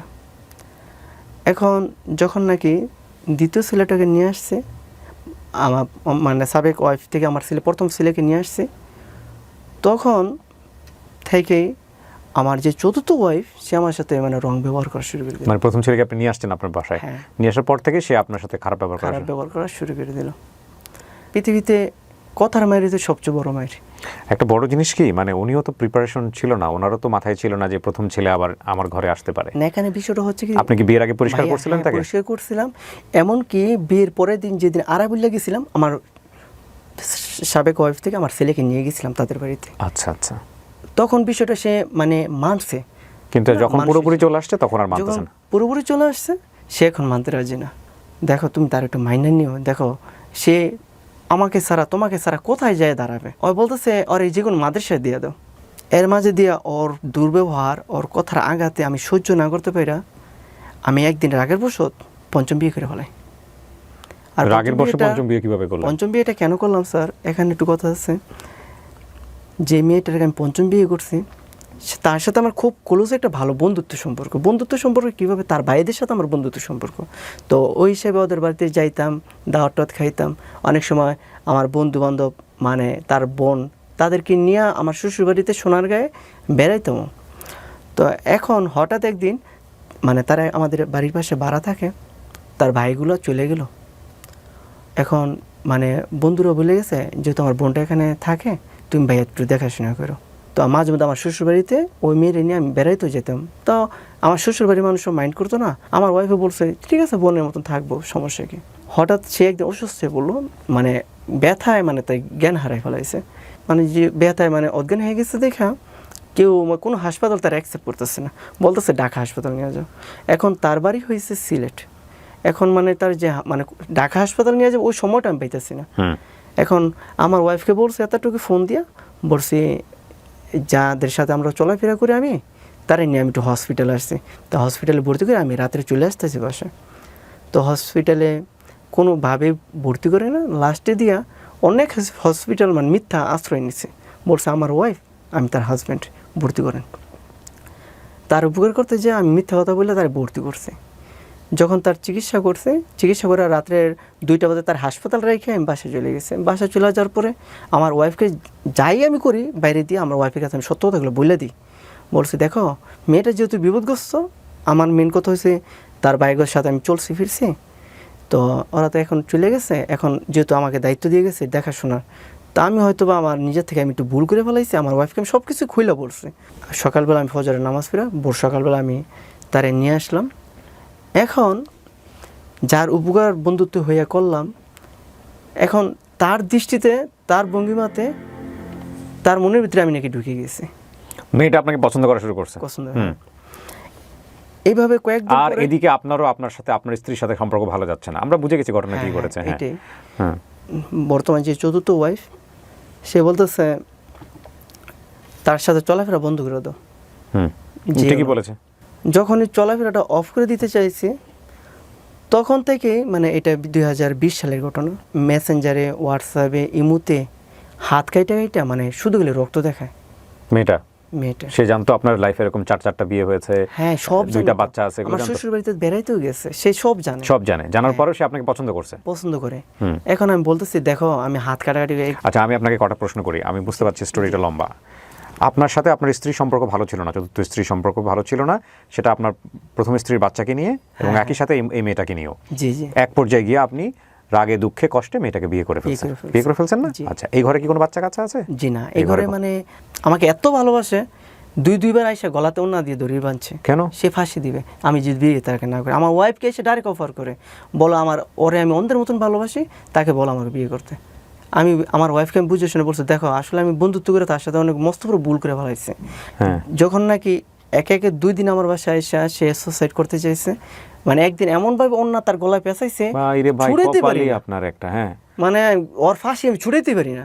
আমি মনে করছি ওই দিন পাগলই হচ্ছে আমাদের এই রোমিওর জন্য। আসলে স্যার লাস্টে পর্যায়ে আমি আমার ওয়াইফকে বলতেছি, আমার চতুর্থ ওয়াইফকে বলতেছি, তখন আমি তার বিয়ে করিনি, আমার পাশে এসে যখন নাকি সে সুসাইড করার চিন্তা ভাবনা মানে ভাই ব্রাদারকে জানাইতেন, ওর পরিবারকে জানাইতেন? জানাইছি, কাজ হচ্ছে না, পরিবার তো মানে দেশে সিলেটে। যখন নাকি আমার বাসায় একটার পর একটা দুর্ঘটনা এসে ঘটাইতেছে, আমার ওয়াইফে বলতেছে তুমি একটু ধৈর্য রাখো। সেই যখন বারবারই এসে আমাকে বলতেছে বিয়ের প্রস্তাব দিতেছে, তোমাকে বলতেছে মানে আমি যাতে মানে তুমি যাতে ওর মাইন্ড নাও, তুমি একটু ধৈর্য ধরো, আমি ওর বিয়ে করবো না, ওর সাথে তো আমার বন্ধুত্ব সম্পর্ক। আর কোনো ওয়াইফ ধৈর্য ধরবে ভাই? আপনি এগুলো বলেন না, লোকজন খেপে যাবে আপনার উপরে। শোনেন, প্রথম কথা হচ্ছে যে এটা কোনো ওয়াইফই ধৈর্য ধরবে না। হ্যাঁ, আপনি কি করছেন না করছেন তার লগে, আর হে আপনার জন্য ক্রেজি হয়ে গেছে মানুষ কি মানে। শোনেন, এখন কথা হলো এই মেয়েটাকে আপনি বিয়ে করছেন, সংসার করেন না কেন? তাকে এখন সে সুইসাইড করতে চায় না। যেদিন মানে লাস্ট তার সাথে আমি মানে বিয়েটা হয়, ওদিন আমি বলছি তুমি এই যে পাগলামিগুলো করতেছো, তুমি কি করলে তুমি এই পাগলামি থেকে আমার মুক্তি দিবা? তুমি বুঝছি, তারপর আপনি বিয়ে করছেন তাকে। আপনি আমাকে প্রশ্নের উত্তর দেন। হ্যাঁ, আপনি যদি আমাকে বিয়ে করেন তাহলে আমি পাগলামি ছেড়ে দেব, আমি আমার দেশে চলে যাব। গেছে? হ্যাঁ, বিয়ে করে সে দেশে চলে গেছে। বিয়ে করছি, তারপরে আমি বলছি ঠিক আছে, আমার প্রথম ওয়াইফে চাইছিলাম সাক্ষী রেখা, চাইছিলাম তার কিছু ডিভোর্স নেওয়া, কিছু টাকা পয়সা দিয়ে একটা নির্মাসে যায়, যাতে কোনো ঝামেলার মাথায় না থাকে। কিন্তু সে ডিভোর্সে যাবে না। তো বিয়ে করলেন কেন? ডিভোর্স মানে করবে কেন? আমি তো স্যার একমাত্র তাকে মানে সে যদি পাগলামি করে যায়, মৃত্যুবরণ না করে, সে যেভাবে সুসাইড করে একে একে 3 বার, আমি মানে ওর সাথে যখন আমার কথা হচ্ছে, একটা মারাত্মক কথা আছে, এটা কিন্তু হিউম্যান সাইকোলজিতে আছে এবং রিলিজিয়নও আছে। সেটা হচ্ছে এই যে এইভাবে মানে কোনো আত্মীয় সম্পর্কের বোন হোক বা যাই হোক, এগুলো এদের সাথে মেশা বা ভাইদের সাথে মেশা, এগুলো সম্পূর্ণ স্ট্রিক্টলি নো। দেখেন একটা জিনিস কি দাঁড়ায়, আর ঘটনা এরকম ঘটেছে কিনা আমি নিশ্চিত না, কারণ ওই মেয়ের পক্ষ থেকেও একটা বক্তব্য থাকতে পারে কেন একটা মেয়ে একটা বিবাহিত ছেলের প্রতি এরকম যদি করেই থাকে অ্যাট্রাক্ট ফিল করে। যাই হোক, শোনেন ভাই, আমি একটা কথা বলি আপনাকে, সেটা হচ্ছে আপনি যে পঞ্চম বিয়েটার কথা বললেন, উনি এখন কি ডিভোর্স পেয়েছে আপনার কাছ থেকে? না, ও আমাকে ডিভোর্স দেন না, আমিও তাকে এই পর্যন্ত ডিভোর্স দেন নাই। আপনি সংসারও করেন না, উনি সিলেটে চলে গেছে। সিলেটে চলে গেছে। যোগাযোগ আছে আপনার সঙ্গে? হ্যাঁ, মাঝে মধ্যে। আপনার চতুর্থ স্ত্রী জানে এই বিষয়টা? হ্যাঁ, জানে। সেই বিষয়টাকে কিভাবে নিয়েছে? সে বলছে সে তো আর কখনো আসবে না, সে যেহেতু তার মনের একটাই চাওয়া ছিল। তো ডিভোর্স পেপার পাঠিয়ে দেন এখন। আমি আসলে তাকে একবার বলছিলাম, আমি মেম্বারদেরকে নিয়ে বসছিলাম, আমার প্রথম ওয়াইফকে রাখছিলাম, তাকেও রাখছিলাম। বলছিলাম আমি তোমাকে ডিভোর্স দিয়ে দিই, তোমার যে প্রাপ্তটা আছে তোমার প্রাপ্তটা। কতদিন হয়েছে তাকে বিয়ে করেছেন? বিয়েটা করছে আজকে 2 বছর হয়েছে। তো এইভাবেই আছে, মাঝে মাঝে দেখা সাক্ষাৎ করেন তার সাথে? না, দেখা সাক্ষাৎ হয় না। দেখা সাক্ষাৎ করেন না, শুধু জাস্ট ফোনে যোগাযোগ করে, মাঝে মধ্যে ভালো মন্দ খোঁজ খবর নেয়। আমিও মাঝে মধ্যে ওই ফোন দিলে বলে হ্যাঁ ভালো আছে। কতটুকু বিশ্বাসযোগ্য আমি জানি না। শোনেন, এই যে গল্পটা আপনার আজকে যে জায়গাটা এসে দাঁড়াইছে, এই গল্পটা আপনি আজকে কেন বললেন? সোশ্যাল মিডিয়াতে লক্ষ লক্ষ মানুষ আপনার এই গল্পটা দেখবে। 5-5টা বিয়ে, আপনার বয়স 30 না কত যেন বললেন? 33 বছর। প্রথম বিয়ে করেছেন 20 বছর বয়সে। 20 থেকে 13 বছরের মধ্যে 5টা বিয়ে হয়ে গেছে আপনার। এবং এখন বাচ্চা কাচ্চা কয়টা সব মিলায়? গতকালকে আমার ছেলে হয়েছে। গতকালকে আপনার ছেলে হয়েছে, মাশাআল্লাহ। 3 ছেলের জনক আপনি। 3 ছেলের জনক। প্রথম কথা হচ্ছে, প্রথম 2, 3টা 4টা বিয়ে যেটা হয়েছে আপনার জীবনে, এটা দুর্ঘটনার মধ্য দিয়ে আপনি গেছেন, সেটা আপনি করতেই পারেন, আইনত বা লিগালত আপনি সেটা করতেই পারেন। পঞ্চম বিয়েটা আপনার জন্য একটা বড় রকমের ভুল ছিল। দরকার আপনি পুলিশে খবর দিতেন, কিন্তু আপনি এটা করাটা একেবারেই উচিত হয় না। ইমোশনাল ব্ল্যাকমেইল, এই ব্ল্যাকমেইলে আমরা যখন নাকি আমাকে মানে প্রচন্ড মানে হাত কেটে পা কেটে মানে এগুলো দেখায় না, এগুলো মানে আমি অস্থিরতা মানে হ্যাঁ থাকে একজন মানুষ, আপনি ওটা দেখে আপনি দুর্বল হতেন বলে আপনাকে ভাবে ব্ল্যাকমেইল করেছে। বিয়ে না করলে আমি মানে মৃত্যুবরণ করব, মানে দেখা যাচ্ছে 2-3 বার ফাঁসি দিয়ে ফেলাইছে। তখন আমি ভাবছি না, আমার কথা ওর কথার সাথে আমার এক কথাই ছিল। এখানে আমি আপনাকে কোনোভাবে মানতে পারবো না ভাই, আমি সরি। কারণটা হচ্ছে আপনার যদি এখানে কোনো ফল্ট না থাকতো, আল্লাহ ভালো জানেন কি হয়েছে, তাহলে আপনার এখানে উইক হওয়ার কথা না। কোনো একটা মেয়ে এসে যদি নিজে মরতে চায় যে তুমি আমাকে বিয়ে করো, নালে এখানে যদি আপনার কোনো ফল্ট না থাকে, আপনি আইনি ব্যবস্থা নিতেন। আইনি ব্যবস্থা স্যার জিটি করছিলাম। জিডি তো জিডি, এটা কি ইমপ্যাক্ট পড়ে? এখন আসলে কি স্যার, যেহেতু আমার আগে পিছে থানা কোর্ট কইরা তো সুতরাং আপনি ওই জায়গাটা হ্যাঁ সেটাও ঠিক জীবনের ইকুয়েশন। কেন বললেন এই গল্পটা আজকে আপনি? এই এখানে গল্পটা বলার স্যার, আসলে আমার যেহেতু আমি 3টা ছেলের বাবা হয়েছে, আমার চতুর্থ ওয়াইফকে আমি এখন সেতে আমার সাথে রাগ দেখায়, খারাপ ব্যবহার করে, তারপর আমি তার ভীষণ ভালোবাসি, খুব স্বাভাবিক। এখান থেকে আমি একটা মেসেজ আমার ওয়াইফকে করতে চাই, তুমি আমার সাথে যতই রাগ করো না কেন, যতই কষ্ট দিয়ে কথা কও না কেন, আসলে দুঃখে আমি সব কিছু এগুলো করছি। আমার বাস্তব লাইফ কাহিনীটা আমার ওয়াইফ কখনো শুনতে চায় না আমার থেকে, হয়তো আজকে দেখে শুনবে, কিন্তু আপনি আমাকে বলেন জনগণ কি শিখবে আপনার গল্প থেকে, বা আপনি জনগণকে কি বলতে চান? আর আমি জনগণের উদ্দেশ্যে একটা কথা বলতে চাই, যেহেতু আমার বাচ্চাগুলো একদিন বড় হবে, আমার একদিন কোনো মানুষ না কোনো মানুষ আমার বাচ্চাদের প্রশ্ন করবো তোর বাবা 4-5টা বিয়ে করছে। মানুষ অতিরিক্ত টেনশনে যে কোনো একটা পথ বাঁচে না, নেশা পানি। আমি চাইছিলাম মানে জীবনটারে মানে নিজে সাজানোর জন্য আসলে একজন মানুষের উপরে নির্ভর করে that is the biggest mistake, that is the biggest mistake. আজকে আমি একটা কথা বলি, ইনক্লুডিং মি, আমি কোনো অ্যাডভাইস দিব না, আমি যা বলি, আমি যা শিখেছি সেটা বলছি, বাট এটা যে আমাকে জাজমেন্টে নেওয়ার কোনো দরকার নাই, কারণ আমি যা বলি সেটা যে আমার দিক থেকে স্বয়ংসম্পূর্ণ বিষয়টা এরকম না। তবে দ্য বিগেস্ট মিস্টেক হচ্ছে, রিসেন্টলি একটা বই পড়ছিলাম, আপনারা যদি কখনো সুযোগ পান আপনারা পড়বেন, রোন্ডা বাইনের একটা বই, দ্য গ্রেটেস্ট সিক্রেট। সেখানে খুব চমৎকার একটা কথা আছে, পুরো বইটাই আমার খুব ভালো লেগেছে, যদিও অনেক বিষয় আমাদের ধর্মের সাথে সাংঘর্ষিক, ওটাও বলে নেই। তবে একটা জিনিস আমি যেটা শিখেছি বইটা পড়ে, সেটা হচ্ছে সুখ অন্য কোনো সাবজেক্টের মধ্যে খুঁজতে যাওয়াটাই হচ্ছে বোকামি। হ্যাপিনেস কখনোই আপনি অন্য কারো মাধ্যমে খুঁজতে যাবেন না, না সেটা ওয়াইফ, না সেটা চিলড্রেন, না সেটা ফ্রেন্ড, না সেটা সাবজেক্টিভ এনিথিং। এবং সেটা যদি আপনি খুঁজতে যান তাহলে কাইন্ড অফ স্লেভারি আপনার মধ্যে গ্রো করে, যে লাইক ওই মানুষটার অ্যাটিটিউডের উপরে আপনি ভালো থাকবেন মন্দ থাকবেন এটা নির্ভর করে, এবং ইটস আ গ্রেটেস্ট স্লেভারি। সাদগুরু এটাকে খুব মানে ইন্টারেস্টিং হতে বলেছে, যে এটা হচ্ছে সবচেয়ে বড় দাসত্ব, যে আমি সুখে থাকবো না আমি দুঃখে থাকবো সেটা নির্ভর করে অন্যের আচরণের উপরে, এটা হচ্ছে সবচেয়ে বড় দাসত্ব। তো উনি মনে করেছেন যে আমাকে সুখে থাকতে হলে আমার একটা বউ লাগবেই, এবং এই যে বউ লাগার ব্যাপারটা সেটা প্রাসঙ্গিক, অবশ্যই জীবনে একটা মানুষের উপর ডিপেন্ডেন্ট হইতেই হবে, কিন্তু সেটার যে আসলে রাইট থটের উপরে ছিল না সেটা নিশ্চিতভাবেই বলা যায়। কারণ আমি এখানে আপনার বিয়ে করাগুলোকে ফল্ট দেখব না, আমি শুধু দেখতে চাচ্ছি যে আপনার যে স্পিডি ডিসিশনগুলো, মানে একটা দুর্ঘটনা ঘটেছে সেখান থেকে বের হওয়ার জন্য আপনি আরেকটা বিয়ে করে ওটাকে রিমুভ করতে চাচ্ছেন। এই প্রোগ্রাম অনুষ্ঠান থেকে আমার জীবনে আমি অনেক শিক্ষা নিয়েছি। আপনাদের জীবনের যতগুলো গল্প আমি 5 বছর যাবত খালি গাড়তেছি আর ইউটিউবে দেখতেছি, তো আমি চেষ্টা করতেছি 5 বছর যাবতে কিন্তু আপনার সাথে একটু সাক্ষাৎ করা, আপনার কাছে এসে একটু গল্পটা আমার জীবনের বিষয়টা শেয়ার করা। আর মেন আজকে গল্প বলার উদ্দেশ্যটা কি জানো স্যার, আমার ভিতরে তো অনেক কষ্ট লুকিয়ে আছে, আমি কারোর সাথে প্রকাশ করতে পারি না।